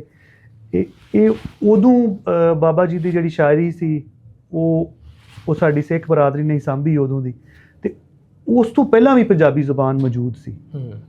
ਤੇ ਉਹਨਾਂ ਦੀ ਜਿਹੜੀ ਸ਼ਾਇਰੀ ਹੈ, ਉਹਨਾਂ ਦੇ ਜਿਹੜੇ ਸ਼ਲੋਕ ਨੇ ਉਹ ਗ੍ਰੰਥ ਸਾਹਿਬ ਦੇ ਵਿੱਚ ਬਾਬਾ ਗੁਰੂ ਨਾਨਕ ਜੀ ਦੀ ਕਿਤਾਬ ਦੇ ਵਿੱਚ ਸ਼ਾਮਲ ਕੀਤੇ ਗਏ ਨੇ। ਉਹ ਉਹਨਾਂ ਦੀ ਹਯਾਤ ਤੋਂ ਵੀ ਬਾਅਦ 'ਚ ਸ਼ਾਮਲ ਹੋਏ ਨੇ ਉਹ, ਤੇ ਉਹਨਾਂ ਦਾ ਦੌਰ ਹੈ 15ਵੀਂ 16ਵੀਂ ਸਦੀ ਈਸਵੀ ਤੇ ਮਤਲਬ ਕਹਿਣ ਦਾ ਮਕਸਦ ਇਹ ਹੈ ਕਿ ਇਹ ਜ਼ਬਾਨ ਬਹੁਤ ਪੁਰਾਣੀ ਹੈ, ਇਹਨੂੰ ਮਜ਼ਹਬ ਨਾਲ ਨਹੀਂ ਜੋੜ ਸਕਦੇ। ਇਹਨੂੰ ਈਸਾਈ ਵੀ ਬੋਲਦੇ ਰਹੇ ਨੇ, ਇਹਨੂੰ ਆਪਣੇ ਹਿੰਦੂ ਵੀ ਬੋਲਦੇ ਰਹੇ ਨੇ, ਇਹਨੂੰ ਮੁਸਲਮਾਨ ਵੀ ਬੋਲਦੇ ਰਹੇ ਨੇ, ਸਿੱਖ ਵੀ ਬੋਲਦੇ ਰਹੇ ਨੇ। ਤੇ ਕਿਸੇ ਮਜ਼ਹਬ ਨਾਲ ਜ਼ਬਾਨ ਨੂੰ ਅਟੈਚ ਕਰਨਾ ਇਹ ਬਹੁਤ ਵੱਡੀ ਜ਼ਿਆਦਤੀ ਹੈ। ਔਰ ਕੋਈ ਵੀ ਜ਼ਬਾਨ, ਤੇ ਪੰਜਾਬੀ ਦੇ ਹਕਾਇਕ ਇਹ ਨੇ ਕਿ ਮਤਲਬ ਬਾਬਾ ਫਰੀਦ ਹੋਰਾਂ ਨੇ ਇਹਦੀ ਬੁਨਿਆਦ ਪਹਿਲੇ ਰੱਖ ਦਿੱਤੀ, ਬਲਕਿ ਉਸ ਤੋਂ ਵੀ ਪਹਿਲਾਂ ਇਹ ਬਹੁਤ ਪੁਰਾਣੀ ਜ਼ਬਾਨ ਹੈ। ਤੇ ਇਹਨੂੰ ਇਹ ਬਿਲਕੁਲ ਵੈਲਿਡ ਕੁਐਸਚਨ ਹੀ ਨਹੀਂ ਹੈ। ਤੇ ਮਜ਼ਹਬ ਨਾਲ ਜੋੜ ਕੇ ਤੁਸੀਂ ਮਤਲਬ ਆਪਣੀ ਪੋਲਿਟਿਕਸ ਤੇ ਕਰ ਸਕਦੇ ਹੋ, ਲੇਕਿਨ ਇਹਨੂੰ ਜ਼ੁਬਾਨ ਦੀ ਜਦੋਂ ਗੱਲ ਹੁੰਦੀ ਹੈ ਅਸੀਂ ਅਕਸਰ ਹੀ ਮਜ਼ਹਬ ਨਾਲ ਜੋੜ ਦਿੰਦੇ ਆ। ਅਸਲ ਤੇ ਹਕੀਕਤ ਇਹ ਆ ਵੀ ਜ਼ੁਬਾਨ ਜਿਹੜੀ ਆ ਉਹ ਖਿੱਤੇ ਦੀ ਜ਼ੁਬਾਨ ਆ, ਮਲਕੀਅਤ ਹੁੰਦੀ ਆ, ਤੇ ਜਿਹੜਾ ਤੁਹਾਡਾ ਮਜ਼ਹਬ ਆ ਉਹ ਤੁਹਾਡਾ ਅਕੀਦਾ। ਤੇ ਉਸ ਤੋਂ ਬਾਅਦ ਆਂਦੇ ਨੇ ਪੰਜਾਬੀ ਜ਼ੁਬਾਨ ਸਿਰਫ ਸਿੱਖਾਂ ਜਾਂ ਮੁਸਲਮਾਨਾਂ ਦੀ ਨਹੀਂ ਹੈ। ਬੜੀ ਸੋਹਣੀ ਗੱਲ ਅੱਗੇ ਇੱਕ ਦਿਨ ਮੈਂ ਪੋਸਟ ਵੀ ਪਾਈ ਸੀ ਵੀ ਹਿੰਦੂਆਂ ਦੀ ਵੀ ਇਹ ਜ਼ੁਬਾਨ ਆ, ਮੁਸਲਮਾਨਾਂ ਦੀ ਵੀ ਆ, ਸਿੱਖਾਂ ਦੀ ਵੀ ਆ, ਸਾਰਿਆਂ ਦੀ ਆ। ਅਕਸਰ ਹੀ ਜ਼ੁਬਾਨਾਂ ਨੂੰ ਮਜ਼ਹਬ ਦੇ ਨਾਲ ਜੋੜ ਦਿੰਦੇ, ਪਰ ਅਸਲ ਹਕੀਕਤ ਇਹ ਆ ਵੀ ਜ਼ੁਬਾਨ ਖਿੱਤੇ ਦੀ ਮਲਕੀਅਤ ਹੁੰਦੀ ਆ, ਮਜ਼ਹਬ ਅਕੀਦੇ ਦੀ। ਪੰਜਾਬੀ ਜ਼ੁਬਾਨ ਸਿਰਫ ਸਿੱਖਾਂ ਜਾਂ ਮੁਸਲਮਾਨਾਂ ਦੀ ਜ਼ੁਬਾਨ ਨਹੀਂ ਹੈਗੀ, ਇਹਨਾਂ ਨੂੰ ਹਿੰਦੂ ਵੀ ਬੋਲਦੇ ਨੇ। ਇਹ ਉਹ ਜ਼ੁਬਾਨ ਹੈ ਜੋ ਮਸਜਿਦ ਦੀ ਅਜ਼ਾਨ ਵੀ ਸਮਝਾਵੇਗੀ, ਗੁਰਦੁਆਰੇ ਦੀ ਬਾਣੀ ਵੀ ਸਮਝਾਵੇਗੀ, ਤੇ ਉਸ ਤੋਂ ਬਾਅਦ ਮੰਦਰ ਦੀਆਂ ਕਥਾਵਾਂ ਨੂੰ ਵੀ ਰੂਹ ਦੇ ਨਾਲ ਜੋੜੇਗੀ। ਸੋ ਇਹ ਜ਼ੁਬਾਨ ਕਿਸੇ ਵੀ ਮਜ਼ਹਬ ਦੀ ਮਰਹੂਨੇ ਮਿੰਨਤ ਨਹੀਂ ਹੈ। ਇਹ ਖਿੱਤੇ ਦੀ, ਉਸ ਇਲਾਕੇ ਦੀ ਪਹਿਚਾਣ ਹੁੰਦੀ ਹੈ ਜਿੱਥੇ ਤੁਸੀਂ ਰਹਿੰਦੇ ਹੋ, ਜਿੱਥੇ ਤੁਹਾਡਾ ਵਸੇਬ ਹੈ, ਜਿਹੜੀ ਤੁਹਾਡੀ ਮਾਵਾਂ ਦੀ ਬੋਲੀ। ਅੱਛਾ ਚੀਮਾ ਸਾਹਿਬ, ਇੱਥੇ ਤੇ ਗੱਲ ਹੋ ਗਈ ਵੀ ਜਿਹੜੇ ਲੋਕ ਇਸ ਤਰ੍ਹਾਂ ਦੇ ਕਮੈਂਟ ਕਰਦੇ ਆ ਉਹਨੂੰ ਮਜ਼ਹਬ ਨਾਲ ਜੋੜ ਦਿੰਦੇ ਆ। ਮੈਂ ਨਾ ਵੀ ਇਹ ਬਿਲਕੁਲ ਹੀ ਜਹਲਾਨਾ ਜੀ ਦੀ ਸੋਚ ਆ, ਤੇ ਇਹਨੂੰ ਉਹਦੇ ਨਾਲ ਜੋੜਨਾ ਬਿਲਕੁਲ ਮੁਨਾਸਿਬ ਗੱਲ ਨਹੀਂ। ਅੱਛੇ ਤਰੀਕੇ ਦੇ ਨਾਲ ਤੁਸੀਂ ਜਦੋਂ ਉਹਦੀ ਸਟੱਡੀ ਕਰਦੇ ਜੇ, ਉਹਨੂੰ ਵੇਖਦੇ ਜੇ ਵੀ ਹਜ਼ਾਰਾਂ ਸਾਲਾਂ ਤੋਂ ਜਿਹੜੇ ਇੱਥੇ ਲੋਕ ਰਹਿੰਦੇ ਨੇ, ਉਹ ਚਾਹੇ ਪਹਿਲੋਂ ਹਿੰਦੂ ਸਨ, ਸਿੱਖ ਸਨ, ਮੁਸਲਿਮ ਸਨ, ਉਹ ਜ਼ੁਬਾਨ ਇਹ ਬੋਲਦੇ ਸਨ ਆਪਣੇ ਪੰਜਾਬ ਦੀ। ਜਿਹੜੇ ਪੰਜਾਬ 'ਚ ਨੇ, ਜਿਹੜੇ ਸਿੰਧੀ ਨੇ ਉਹ ਸਿੰਧ 'ਚ। ਸੋ ਇਹਦੇ ਨਾਲ ਜੋੜਨਾ ਮੁਨਾਸਿਬ ਗੱਲ ਨਹੀਂ। ਅੱਛਾ ਇਹ ਦੱਸਿਓ ਵੀ ਪਾਕਿਸਤਾਨ ਦੇ ਵਿੱਚ ਜਾਂ ਪਾਕਿਸਤਾਨ ਤੋਂ ਬਣਨ ਤੋਂ ਪਹਿਲਾਂ, ਜਿਵੇਂ ਆਂਦੇ ਵੀ ਅੰਗਰੇਜ਼ ਦੌਰ ਦੇ ਵਿੱਚ ਜਿਹੜਾ ਕਾਇਦਾ ਜਮ੍ਹਾਂ ਕਰਾਉਂਦਾ ਸੀ ਉਹਨੂੰ ਬਹੁਤੇ ਪੈਸੇ ਮਿਲਦੇ ਸੀ, ਜਿਹੜਾ ਬੰਦੂਕ ਜਮ੍ਹਾਂ ਕਰਾਉਂਦਾ ਸੀ, ਪਿਸਤੌਲ, ਉਹਨੂੰ ਘੱਟ ਮਿਲਦੇ ਸੀ। ਇਹ ਉਦੋਂ ਤੋਂ ਸਾਜ਼ਿਸ਼ ਸ਼ੁਰੂ ਹੋ ਗਈ ਆ ਜਾਂ ਪਾਕਿਸਤਾਨ ਬਣਨ ਤੋਂ ਬਾਅਦ ਇਹਨੂੰ ਨਜ਼ਰਅੰਦਾਜ਼ ਕੀਤਾ ਗਿਆ? ਨਹੀਂ, ਇਹ ਤੇ ਬਿਲਕੁਲ ਹਿਸਟੋਰੀਕਲ ਫੈਕਟ ਹੈ ਕਿ ਬਿਲਕੁਲ ਜ਼ੁਬਾਨ ਨੂੰ ਨਜ਼ਰਅੰਦਾਜ਼ ਕੀਤਾ ਗਿਆ ਮਾਜ਼ੀ ਦੇ ਵਿੱਚ। ਤੁਹਾਨੂੰ ਪਤਾ ਹੈ ਕਿ ਸਭ ਤੋਂ ਐਂਡ 'ਤੇ ਅੰਗਰੇਜ਼ਾਂ ਨੇ ਪੰਜਾਬ 'ਤੇ ਕਬਜ਼ਾ ਕੀਤਾ ਸੀ, ਤੇ ਉਹਨਾਂ ਨੇ ਬਹੁਤ ਸਾਰੇ ਅੰਗਰੇਜ਼ਾਂ ਨੇ, ਦੇਖੋ ਇਹਨਾਂ ਦਾ ਪਲਾਨ ਲੰਬਾ ਹੁੰਦਾ, ਜਿਨ੍ਹਾਂ ਨੇ ਕਿਤੇ ਮਤਲਬ ਜਾ ਕੇ ਇਲਾਕੇ ਫਤਿਹ ਕਰਦੇ ਨੇ, ਉਹਨਾਂ ਨੇ ਉੱਥੇ ਹੁਕਮਰਾਨੀ ਕਾਇਮ ਕਰਨੀ ਹੈ, ਬੜਾ ਲੰਮਾ ਚੌੜਾ ਪ੍ਰੋਗਰਾਮ ਹੁੰਦਾ। ਉਹਨਾਂ ਨੇ ਫਿਰ ਇੱਥੇ ਐਜੂਕੇਸ਼ਨਲਿਸਟਾਂ ਕੋਲ ਵੀ ਹੈਲਪ ਲਈ, ਤਲੀਮੀ ਮਾਹਿਰਾਂ ਕੋਲੋਂ ਵੀ, ਇਹਨਾਂ ਲੋਕਾਂ ਨੂੰ ਕਨਫਿਊਜ਼ ਕਿਵੇਂ ਕੀਤਾ ਜਾਵੇ। ਤੇ ਉਹਨਾਂ ਪ੍ਰੋਪਰ ਪਲੈਨਿੰਗ ਨਾਲ ਬਿਲਕੁਲ ਸਾਨੂੰ ਪੰਜਾਬੀ ਤੋਂ ਦੂਰ ਕੀਤਾ। ਇਹ ਕਾਇਦੇ ਲੋਕਾਂ ਦੇ ਜਿਹੜੀ ਜਮ੍ਹਾਂ ਕਰਾਏ ਗਏ, ਲਏ ਗਏ, ਉਹਨਾਂ ਕੋਲ ਖੋਏ ਗਏ। ਔਰ ਬਿਲਕੁਲ ਇਹ ਕਲੀਅਰ ਕੱਟ ਹੈ ਕਿ ਲਿਟਰੇਸੀ ਰੇਟ ਪੰਜਾਬ ਦਾ ਬਹੁਤ ਅੱਛਾ ਸੀ। ਕਈ ਫਿਗਰਸ ਨੇ, ਲੇਕਿਨ ਇੱਕ ਮੋਤਬਰ ਹਵਾਲਾ ਜਿਹੜਾ GW ਲਾਈਟਨਰ ਗਵਰਨਮੈਂਟ ਕਾਲਜ ਦੇ ਪ੍ਰਿੰਸੀਪਲ ਰਹੇ ਨੇ, ਗਾਲਬਨ ਪਹਿਲੇ ਪ੍ਰਿੰਸੀਪਲ ਸਨ, ਉਹਨਾਂ ਦੇ ਮੁਤਾਬਕ ਪੰਜਾਬੀ ਜ਼ਬਾਨ ਦੀ ਜਾਂ ਓਵਰਆਲ ਮਾਦਰੀ ਜ਼ਬਾਨਾਂ ਦੀ ਜਿਹੜੀ ਹਾਲਤ ਸੀ ਉਹ ਅੰਗਰੇਜ਼ 'ਤੇ ਆਉਣ ਤੋਂ ਪਹਿਲਾਂ ਬਹੁਤ ਬਿਹਤਰ ਸੀ, ਔਰ ਲਿਟਰੇਸੀ ਰੇਟ ਵੀ ਬਹੁਤ ਅੱਛਾ ਸੀ। ਤੇ ਇਹਨਾਂ ਨੇ ਆ ਕੇ ਯਾਨੀ ਉਹਨੂੰ ਨਜ਼ਰਅੰਦਾਜ਼ ਕੀਤਾ, ਇੱਕ ਨਵੀਂ ਜ਼ਬਾਨ ਨੂੰ ਜਨਮ ਦਿੱਤਾ। 1850 ਤੋਂ ਉੱਤੇ ਕੰਮ ਸ਼ੁਰੂ ਕੀਤਾ। 1870 ਦੇ ਵਿੱਚ ਉਹਨੂੰ ਬਹੁਤ ਪੂਰਾ ਪੀਕ 'ਤੇ ਪਹੁੰਚਾਇਆ ਕਿ ਉਰਦੂ ਨੂੰ ਪੈਦਾ ਕੀਤਾ, ਉਹਨੂੰ ਪ੍ਰਮੋਟ ਕਰਨਾ ਸ਼ੁਰੂ ਕੀਤਾ ਇਹਨਾਂ ਨੂੰ ਕਨਫਿਊਜ਼ ਕਰਨ ਵਾਸਤੇ ਨਾ। ਦੇਖੋ ਇੱਕ ਕੌਮ ਨੂੰ ਤੁਸੀਂ ਇੱਕ ਸਿੰਗਲ ਹੈਂਡਡ ਉਹਨਾਂ ਦੀ ਜ਼ਬਾਨ ਹੈ, ਠੀਕ ਹੈ, ਇੱਕ ਜ਼ਬਾਨ ਹੈ ਉਹਨਾਂ ਦੀ, ਫੋਕਸ ਹੋ ਕੇ ਉਹਨੂੰ ਉਹਦੇ ਵਿੱਚ ਸਾਰਾ ਕੁਛ ਚੱਲਣ ਲਿਆ ਤੇ ਉਹਨਾਂ ਨੂੰ ਕਰ ਦਿੱਤਾ ਕਨਫਿਊਜ਼, ਠੀਕ ਹੈ। ਉਹ ਤਕਸੀਮ ਕਰਨ ਵਾਸਤੇ ਜਿੰਨੇ ਵੀ ਸਿਆਸੀ ਮਤਲਬ ਚੀਜ਼ਾਂ ਹੁੰਦੀਆਂ ਨੇ, ਗਵਰਨਮੈਂਟਸ ਹੁੰਦੀਆਂ ਨੇ, ਉਹ ਇਵੇਂ ਹੀ ਕੌਮ ਨੂੰ ਡਿਵਾਈਡ ਕਰਨ ਵਾਸਤੇ ਇਵੇਂ ਦੇ ਕੰਮ ਜ਼ਰੂਰ ਕਰਦੇ ਨੇ, ਕਿਉਂਕਿ ਅਗਰ ਆਵਾਮ ਕੌਮ ਡਿਵਾਈਡ ਹੋਏਗੀ ਤੇ ਉਹਨਾਂ ਦੇ ਜਿਹੜੇ ਐਲੀਟਿਸਟ ਕਲਾਸ ਹੈ, ਜਿਹੜੀ ਅਸ਼ਰਾਫੀ ਹੈ, ਉਹਨਾਂ ਦੇ ਮਕਾਸਦ ਤਾਂ ਹੀ ਪੂਰੇ ਹੋਣਗੇ। ਉਹ ਕਿਸੇ ਵੀ ਦੌਰ ਦੀ ਗੱਲ ਕਰ ਲਓ, ਉਹ ਐਵੇਂ ਹੀ ਜ਼ਰੀਆ ਅਪਣਾਉਂਦੇ ਰਹੇ ਨੇ। ਬਿਲਕੁਲ ਜ਼ਬਾਨ ਨੂੰ ਉਸ ਹਿਸਟੋਰੀਕਲੀ ਵੀ ਵੇਖਿਆ ਗਿਆ ਤੇ ਉਸ ਤੋਂ ਬਾਅਦ ਵੀ, ਅਗਰ ਪਾਕਿਸਤਾਨ ਬਣਨ ਤੋਂ ਬਾਅਦ ਵੀ ਵੇਖਿਆ ਜਾਏ ਤੇ ਉਹੀ ਚੀਜ਼ਾਂ ਅੱਗੇ ਚੱਲ ਰਹੀਆਂ ਨੇ। ਦੇਖੋ ਇਸ ਤੋਂ ਵੱਡਾ ਯਾਨੀ ਸਾਡੀ ਨਵੀਂ ਪੀੜ੍ਹੀ ਜਾਂ ਅਸੀਂ ਜਿਹੜੇ ਲੋਕ ਸਾਂ, ਜ਼ੁਲਮ ਕੀ ਹੋ ਸਕਦਾ ਹੈ ਕਿ ਅਸੀਂ ਕਨਫਿਊਜ਼ ਆ ਨਾ। ਅਸੀਂ ਦੇਖੋ ਗੁਜ਼ਾਰਾ ਕਰਨ ਡਏ ਹਾਂ ਕਿ ਪੰਜਾਬੀ, ਅਸੀਂ ਦੇਖੋ ਜਿੰਨਾ ਵੀ ਬਿਜ਼ਨਸ ਹੋ ਰਿਹਾ ਚਾਹੇ ਤੁਸੀਂ ਵੱਡੇ ਸ਼ਹਿਰਾਂ 'ਚ ਹੋ, ਠੀਕ ਹੈ, ਇੱਥੇ ਕੁਝ ਬਿਜ਼ਨੈਸਿਸ ਤੋਂ ਇਲਾਵਾ ਤੁਸੀਂ ਦੇਖੋ ਕਿ ਬਿਜ਼ਨਸ ਵੀ ਪੰਜਾਬੀ ਜ਼ਬਾਨ ਦੇ ਸਹਾਰਾ ਲੈਣਾ ਪੈਂਦਾ, ਪੰਜਾਬੀ ਜ਼ਬਾਨ ਦਾ। ਅਤੇ ਸਾਨੂੰ ਸਕੂਲਾਂ ਕਾਲਜਾਂ ਦੇ ਵਿੱਚ ਉਰਦੂ ਅਤੇ ਇੰਗਲਿਸ਼ 'ਤੇ ਜ਼ਿਆਦਾ ਜ਼ੋਰ ਦਿੱਤਾ ਹੈ। ਹਾਂ, ਕੁਛ ਕੇਸਿਸ ਦੇ ਵਿੱਚ ਅਸੀਂ ਇੰਗਲਿਸ਼ ਜ਼ਬਾਨ ਦਾ ਵੀ ਸਹਾਰਾ ਲੈਂਦੇ ਹਾਂ, ਅਤੇ ਲੇਕਿਨ ਸਾਨੂੰ ਯਾਨੀ ਕਨਫਿਊਜ਼ ਕੀਤਾ ਗਿਆ ਹੈ ਕਿ ਬਈ ਹੁਣ ਇੱਕ ਬੱਚੇ ਨੂੰ ਦੱਸੋ ਵੀ ਘਰ ਉਹਨੂੰ ਕਹਿੰਦੇ ਨੇ ਕਿ ਵੀ ਬਿਲਕੁਲ ਪੰਜਾਬੀ ਨਹੀਂ ਤੂੰ ਬੋਲਣੀ, ਸਕੂਲਾਂ ਦੇ ਵਿੱਚ ਉਹ ਇੰਗਲਿਸ਼ ਪਾਸੇ ਲਾਇਆ ਹੈ। ਇਹ ਸਾਰਾ ਕੀ ਹੈ? ਆਇਡੈਂਟੀਟੀ ਕ੍ਰਾਈਸਿਸ ਹੀ ਹੈ, ਠੀਕ ਹੈ। ਉਹਨੂੰ ਨਹੀਂ, ਇਹ ਰੋਕਦੇ ਕਿਉਂ ਵਾਲਦੈਨ ਵੀ ਮਾਪੇ ਕਿਉਂ ਰੋਕਦੇ ਵੀ? ਇਹਦੀ ਵਜ੍ਹਾ ਕੀ ਹੈ? ਇਹਦੀ ਵਜ੍ਹਾ ਸਿੱਧੀ ਸ਼ਊਰ ਦੀ ਕਮੀ ਹੈ, ਮੈਚੁਰਿਟੀ ਦੀ ਕਮੀ ਹੈ। ਮਤਲਬ ਮੈਂ ਤੇ ਕਹਾਂਗਾ ਕਿ ਵੇਖਾ ਵੇਖੀ ਆ। ਹਾਂ, ਵੇਖਾ ਵੇਖੀ ਹੈ, ਮਤਲਬ ਉਹ ਇਨਲਾਈਟਨਡ ਹੀ ਨਹੀਂ ਹੈ। ਮੈਂ ਤੇ ਆਪਣੇ ਸਕੂਲਾਂ ਦੇ ਵਿੱਚ ਵਾਲਦੈਨ ਨੂੰ ਕਤਨ ਮੈਂ ਮਾਜ਼ਰਤ ਖਾਨਾ ਰਵੱਈਆ ਨਹੀਂ ਕਦੀ ਇਖਤਿਆਰ ਕੀਤਾ ਕਿ ਮੈਨੂੰ ਕਹਿਣ ਕਿ ਤੁਹਾਡੇ ਸਕੂਲ 'ਚ ਪੰਜਾਬੀ ਬੋਲੀ ਜਾਂਦੀ, ਅਤੇ ਮੈਂ ਕਿਹਾ ਹਾਂ ਇੱਥੇ ਬੋਲੀ ਜਾਂਦੀ, ਤਾਂ ਤੁਹਾਨੂੰ ਬਿਲਕੁਲ ਇੱਥੇ ਬੱਚਿਆਂ ਨੂੰ ਦਾਖਲ ਕਰਾਉਣਾ ਚਾਹੀਦਾ, ਸੂਟ ਕਰੇਗਾ ਤੁਹਾਨੂੰ। ਅਗਰ ਉਹ ਪੰਜਾਬੀ ਬੋਲਦੇ ਨੇ, ਤੁਹਾਨੂੰ ਇਹਦਾ ਨੁਕਸਾਨ ਕੀ ਹੈ? ਹਾਂ, ਤੁਸੀਂ ਇਹ ਮੇਰੇ ਨਾਲ ਇਤਰਾਜ਼ ਜ਼ਰੂਰ ਕਰੋ ਕਿ ਸਾਡੇ ਬੱਚੇ ਨੂੰ ਉਰਦੂ ਨਹੀਂ ਆ ਰਹੀ ਜਾਂ ਉਹਨੂੰ ਇੰਗਲਿਸ਼ ਨਹੀਂ ਪੜ੍ਹਨੀ ਆਉਂਦੀ। ਅਸੀਂ ਕਹਿੰਦੇ ਹਾਂ ਕੋਈ ਵੀ ਜ਼ਬਾਨ ਮਾੜੀ ਕੋ ਨਹੀਂ, ਸਿੱਖੋ ਉਹਨੂੰ, ਲੇਕਿਨ ਮਾਂ ਬੋਲੀ ਨਾਲ ਇਹ ਜਿਹੜੀ ਕਾਣੀ ਵੰਡ ਹੈ, ਇਹ ਜਿਹੜਾ ਇੱਕ ਕਿਸਮ ਦਾ ਤਾਸੁਬ ਹੈ, ਇਹ ਨਹੀਂ ਹੋਣਾ ਚਾਹੀਦਾ। ਅੱਛਾ, ਲੋਕ ਸਾਨੂੰ ਕਹਿੰਦੇ ਨੇ ਕਿ ਤੁਸੀਂ ਪੰਜਾਬ ਦੀ ਗੱਲ ਕਰਦੇ ਹੋ, ਇਹ ਵੀ ਇੱਕ ਬੜਾ ਵੈਲਿਡ ਕੁਐਸਚਨ ਹੈ ਕਿ ਤੁਸੀਂ ਤਾਸਬ ਫੈਲਾਉਂਦੇ ਹੋ। ਅੱਛਾ, ਬਾਕੀ ਜਦੋਂ ਸਿੰਧੀ ਆਪਣੀ ਜ਼ਬਾਨ ਨਾਲ ਪਿਆਰ ਕਰਦੇ ਨੇ, ਬੋਲਦੇ ਨੇ, ਪੰਜਾਬੀ ਲਾਜ਼ਮੀ ਮਜ਼ਮੂਨ ਦੇ ਤੌਰ 'ਤੇ ਵੇ, ਬਲੋਚੀ ਵੀ ਐਵੇਂ ਹੀ ਕਰਦੇ ਨੇ, ਠੀਕ ਹੈ, ਔਰ ਪਸ਼ਤੋ ਸਾਡੇ ਵੀਰ ਜਿਹੜੇ ਨੇ ਉਹ ਵੀ ਜ਼ਬਾਨ ਨੂੰ ਬਹੁਤ ਜ਼ਿਆਦਾ ਅਹਿਮੀਅਤ। ਦੋ ਲੋਕ ਅਗਰ ਬੈਠੇ ਨੇ, 2 ਸਿੰਧੀ, 2 ਪਖਤੂਨ ਔਰ 2 ਬਲੋਚੀ, ਉਹ ਆਪਸ ਦੇ ਵਿੱਚ ਆਪਣੀ ਮਾਦਰੀ ਜ਼ਬਾਨ 'ਚ ਗੱਲ ਕਰਦੇ ਨੇ। ਅਸੀਂ 2 ਬੰਦੇ, 2 ਪੰਜਾਬੀ ਥੋੜ੍ਹਾ ਜਿਹਾ ਪੜ੍ਹ ਜਾਈਏ, ਅਸੀਂ ਆਪਸ ਦੇ ਵਿੱਚ ਵੀ ਫੌਰੀ ਸਹਾਰਾ ਲਵਾਂਗੇ ਉਰਦੂ ਇੰਗਲਿਸ਼ ਦਾ। ਔਰ ਇਹ ਦੇਖੋ ਇਹ ਕੀ ਹੈ? ਇਹ ਕੰਪਲੈਕਸ ਹੀ ਹੈ ਨਾ, ਇਹ ਇਨਫੀਰੀਅਰਿਟੀ ਕੰਪਲੈਕਸ ਹੈ, ਅਹਿਸਾਸੇ ਕਮਤਰੀ ਹੈ। ਇਹ ਕਿਸੇ ਅੱਛਾ ਪੂਰੀ ਦੁਨੀਆ 'ਚ ਸਾਡਾ ਅੰਦਾਜ਼ਨ 20 ਤੋਂ 25 ਕਰੋੜ ਬੋਲਣ ਵਾਲੇ ਅਸੀਂ ਪੰਜਾਬੀ ਲੋਕ ਹਾਂ। ਸਾਡੀ ਕਨਵਰਸੇਸ਼ਨਲ ਮਾਰਕੀਟ ਇੰਨੀ ਵੱਡੀ ਹੈ, 13 ਕਰੋੜ ਦੇ ਆਪਣੇ ਇੱਥੇ। ਹਾਂ, 13 ਕਰੋੜ ਇੱਥੇ, ਅਤੇ ਅਸੀਂ ਪੂਰੀ ਦੁਨੀਆ 'ਚ ਵਸਦੇ ਨੇ। ਮਿਨੀ ਕੈਨੇਡਾ, ਉਹ ਕੈਨੇਡਾ ਨੂੰ ਮਿਨੀ ਪੰਜਾਬ ਕਹਿੰਦੇ ਨੇ। ਅਤੇ ਮਤਲਬ ਕਹਿਣ ਦਾ ਕਿ ਅਗਰ ਅਸੀਂ ਹਰ ਚੀਜ਼ ਨੂੰ ਬਤੌਰ ਰਿਆਸਤ ਤੋਲੀਏ, ਬਤੌਰ ਕਹਿ ਲਓ ਕਿ ਅੱਜ ਦੇ ਜਿੰਨੇ ਵੀ ਐਡਵਾਂਸ ਤਰੀਕੇ ਨੇ ਜਿਹਦੇ ਨਾਲ ਤੁਸੀਂ ਰੋਜ਼ਗਾਰ, ਤਰੱਕੀ ਦਾ ਪੈਮਾਨਾ ਹੈ ਹੀ ਨਾ ਕਿ ਕਿਹਦੇ ਕੋਲ ਪੈਸੇ ਬਹੁਤੇ ਨੇ, ਅਤੇ ਤੁਸੀਂ ਅਗਰ ਇਹਨੂੰ ਪੰਜਾਬੀ ਨੂੰ ਲਾਗੂ ਕਰੋ ਨਾ ਸਹੀ ਸੈਂਸ ਦੇ ਵਿੱਚ, ਅਤੇ ਪੰਜਾਬੀ ਨਾਲ ਰੋਜ਼ਗਾਰ ਜੁੜਿਆ ਹੋਇਆ।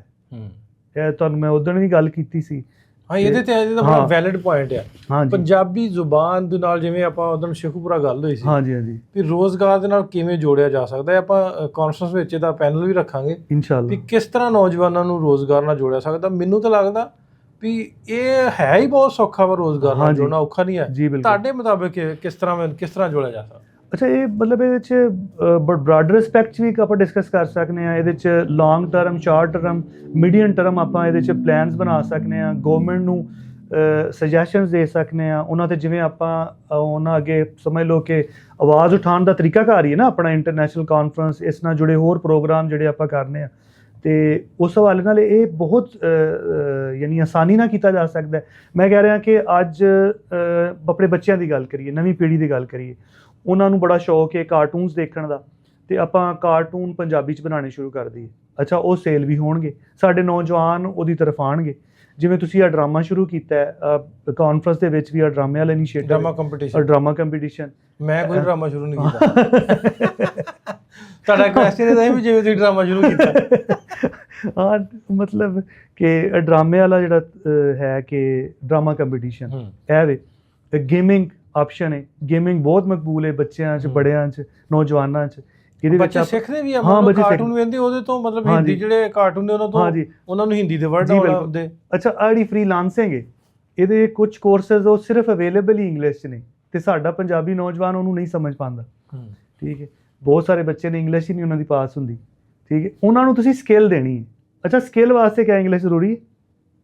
ਤੁਸੀਂ ਆਸਾਨੀ ਨਾਲ ਸਮਝਾ ਸਕਦੇ ਹੋ, ਬਲਕਿ ਸਭ ਤੋਂ ਆਸਾਨ ਇਹ ਹੈ ਕਿ ਜਿਹੜਾ ਉਹ ਬੱਚਾ ਜ਼ਬਾਨ ਸਮਝਦਾ ਉਹਨੂੰ ਉਸ ਜ਼ਬਾਨ ਸਮਝਾ ਦਿਓ, ਅਤੇ ਤੁਸੀਂ ਉਹ ਪੰਜਾਬੀ ਦੇ ਵਿੱਚ ਸਾਰਾ ਕੰਟੈਂਟ, ਜਿਹੜੇ ਉਹ ਟਿਊਟੋਰੀਅਲਸ ਨੇ, ਜਿਹੜੇ ਉਹ ਲੈਸਨਸ ਨੇ, ਜਿਹੜੇ ਉਹ ਚੈਪਟਰਸ ਨੇ ਜਿਹਦੇ ਵਿੱਚ ਫ੍ਰੀਲਾਂਸਿੰਗ ਸਿਖਾਈ ਜਾਂਦੀ, ਉਹਦੇ ਵਿੱਚ YouTube ਹੈ, ਟਿਕਟੋਕ ਹੈ, ਅੱਛਾ ਉਹਦੇ ਵਿੱਚ ਦੂਸਰੀ ਕੰਟੈਂਟ ਰਾਈਟਿੰਗ ਹੈ, ਡਿਜੀਟਲ ਮਾਰਕੀਟਿੰਗ ਹੈ, ਜਿੰਨੇ ਵੀ ਮਤਲਬ ਅੱਜ ਦੇ ਦੌਰ ਦੇ ਜ਼ਰਾਏ ਨੇ ਜੇ ਤੁਸੀਂ ਅਰਨਿੰਗ ਕਰ ਸਕਦੇ ਉਹਨਾਂ ਨੂੰ ਸਾਰਿਆਂ ਨੂੰ ਟਰਾਂਸਲੇਟ ਕਰੋ ਪੰਜਾਬੀ 'ਚ ਤੇ ਲੋਕ ਉਹ ਤੋਂ ਸਿੱਖਣਗੇ, ਜ਼ਿਆਦਾ ਲੋਕ ਸਿੱਖਣਗੇ। ਉਹ ਜਿਹੜੇ ਲੋਕ ਇੱਥੇ ਕੰਮ ਕਰਨਗੇ, ਇਹ ਬਹੁਤ ਵੱਡੀ ਮਾਰਕੀਟ ਹੈ। ਇਹੀ ਗੱਲ ਕੀਤੀ ਨਾ ਕਿ ਦੇਖੇਗਾ ਕੌਣ, ਖਰੀਦੇਗਾ ਕੌਣ, ਲਏਗਾ ਕੌਣ, ਤੇ 23 ਕਰੋੜ ਲੋਕ ਨੇ ਭਾਈ ਜਾਨ।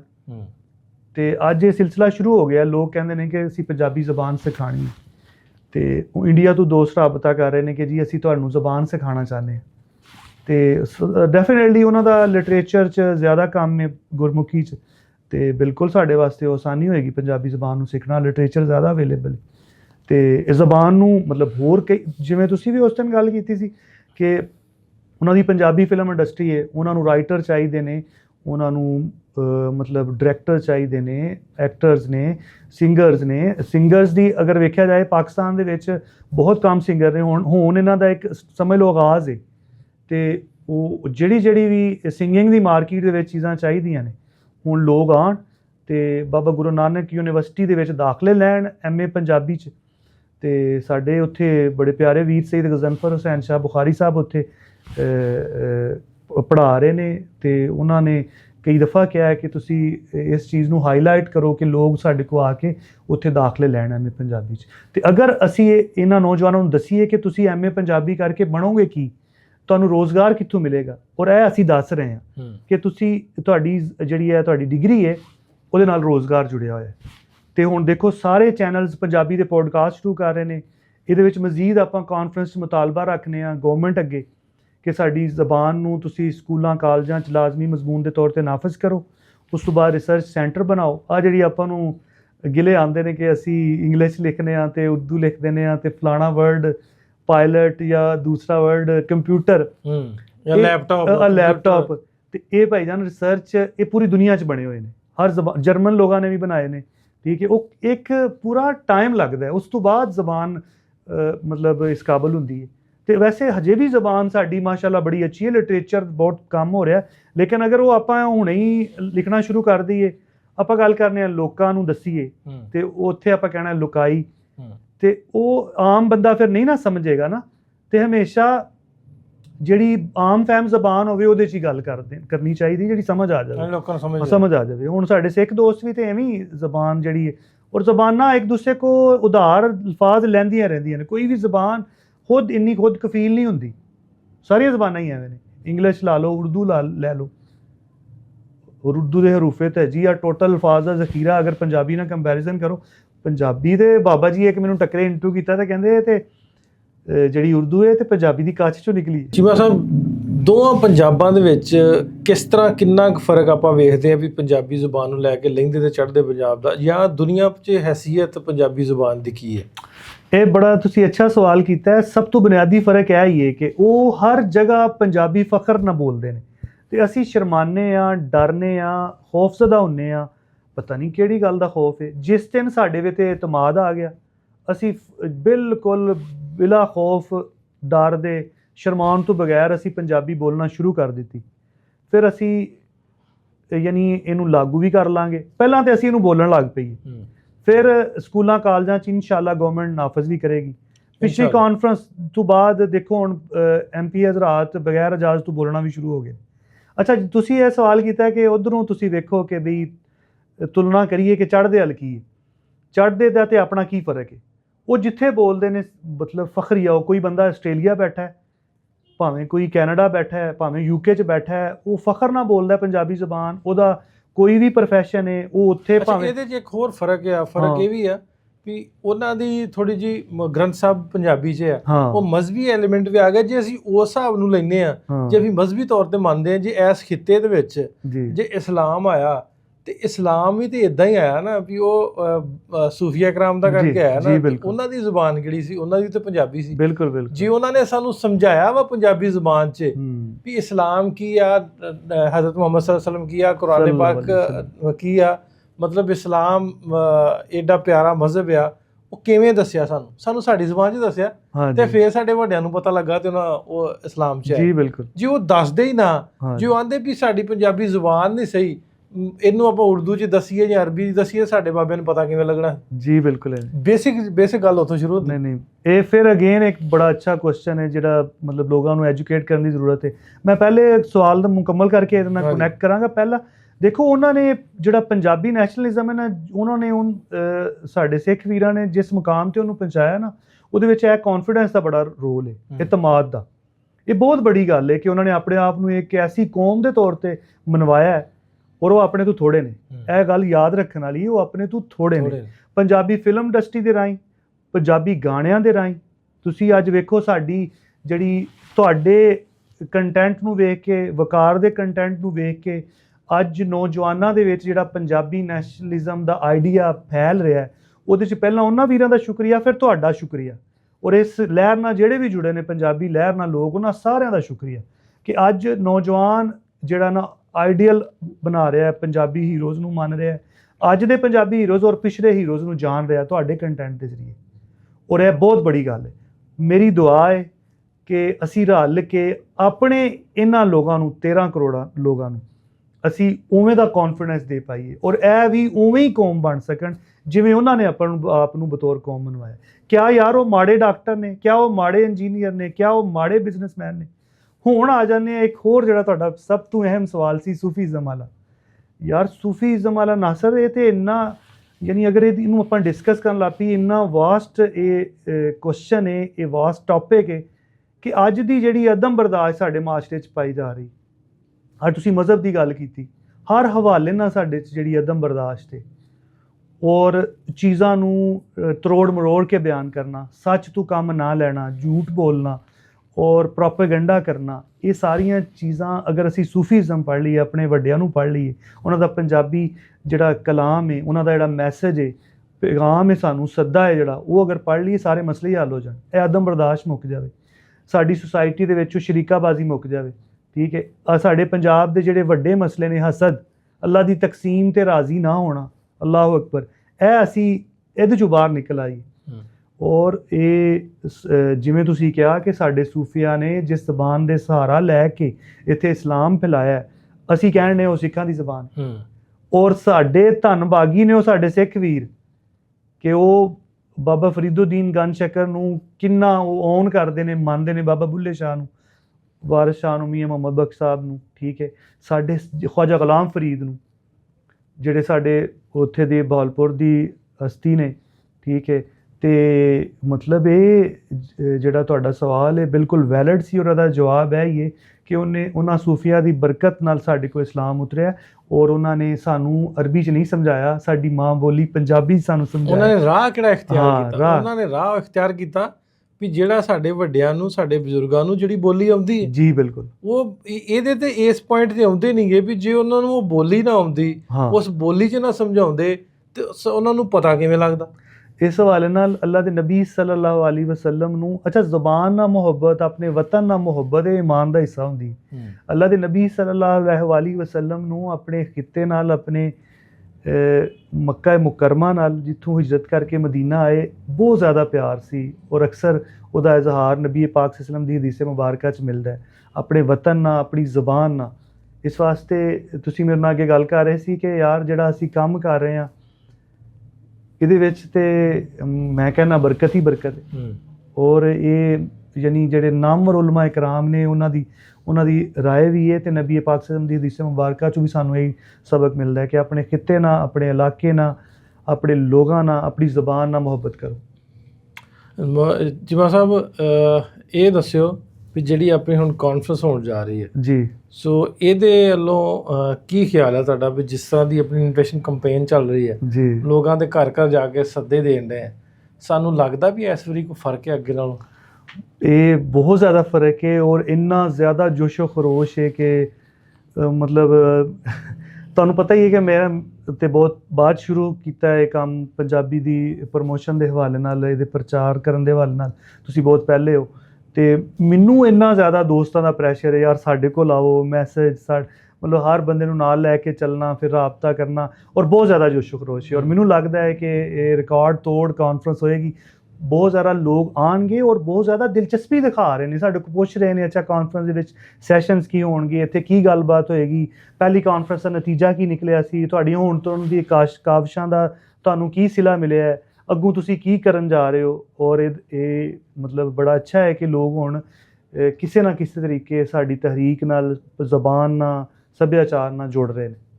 ਚੀਮਾ ਸਾਹਿਬ ਬਹੁਤ ਸ਼ੁਕਰੀਆ, ਗੱਲਾਂ ਹਾਲੇ ਹੋਰ ਕਰਨੀਆਂ ਆਪਾਂ ਅਗਲਾ ਸੈਸ਼ਨ ਇੱਕ ਰੱਖਾਂਗੇ, ਕੁਝ ਹੋਰ ਫਰਦਰ ਗੱਲਾਂ ਬਾਤਾਂ ਜਿਹੜੀਆਂ ਉਹਦੇ 'ਚ ਕਰਾਂਗੇ। ਅਤੇ ਹੋਪਫੁਲੀ ਤੁਸੀਂ ਸਾਰੇ ਦੋਸਤ 5 ਤੋਂ 7 ਦਸੰਬਰ ਪਿਲਾਕ ਕਜ਼ਾਫੀ ਸਟੇਡੀਅਮ ਪਹੁੰਚੋ। ਅਸੀਂ ਸਾਰੇ ਦੋਸਤ ਤੁਹਾਡੇ ਉਡੀਕਣ ਹਾਰ ਨਾਲ ਤੁਹਾਨੂੰ ਉਡੀਕਦੇ ਹਾਂ।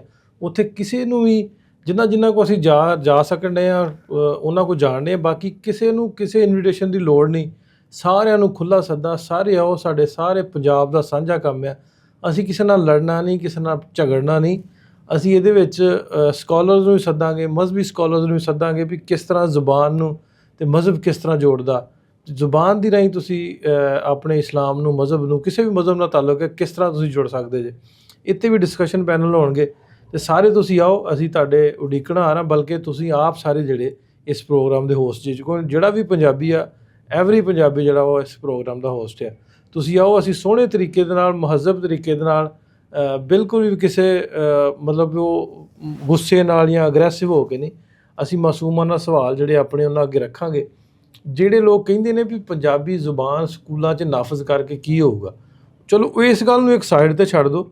ਤੁਸੀਂ ਆਓ, ਆ ਕੇ ਤੁਹਾਡੇ ਘਰ ਦਾ ਬਿਜਲੀ ਦਾ ਬਿੱਲ 'ਤੇ ਆਉਂਦਾ ਨਾ, ਤੁਹਾਡਾ ਚੀਨੀ ਮਹਿੰਗੀ ਆਉਂਦੀ ਹੈ ਨਾ, ਤੁਹਾਡਾ ਗੰਨਾ ਸਸਤਾ ਲਿਆ ਜਾਂਦਾ, ਤੁਹਾਨੂੰ ਕਣਕ ਜਿਹੜੀ ਉਹ ਤੁਹਾਡੇ ਕਿਸਾਨਾਂ ਦੀ ਸਸਤੀ ਜਾਂਦੀ ਆ, ਬਾਅਦ 'ਚੋਂ ਮਹਿੰਗੀ ਮਿਲਦੀ ਆ।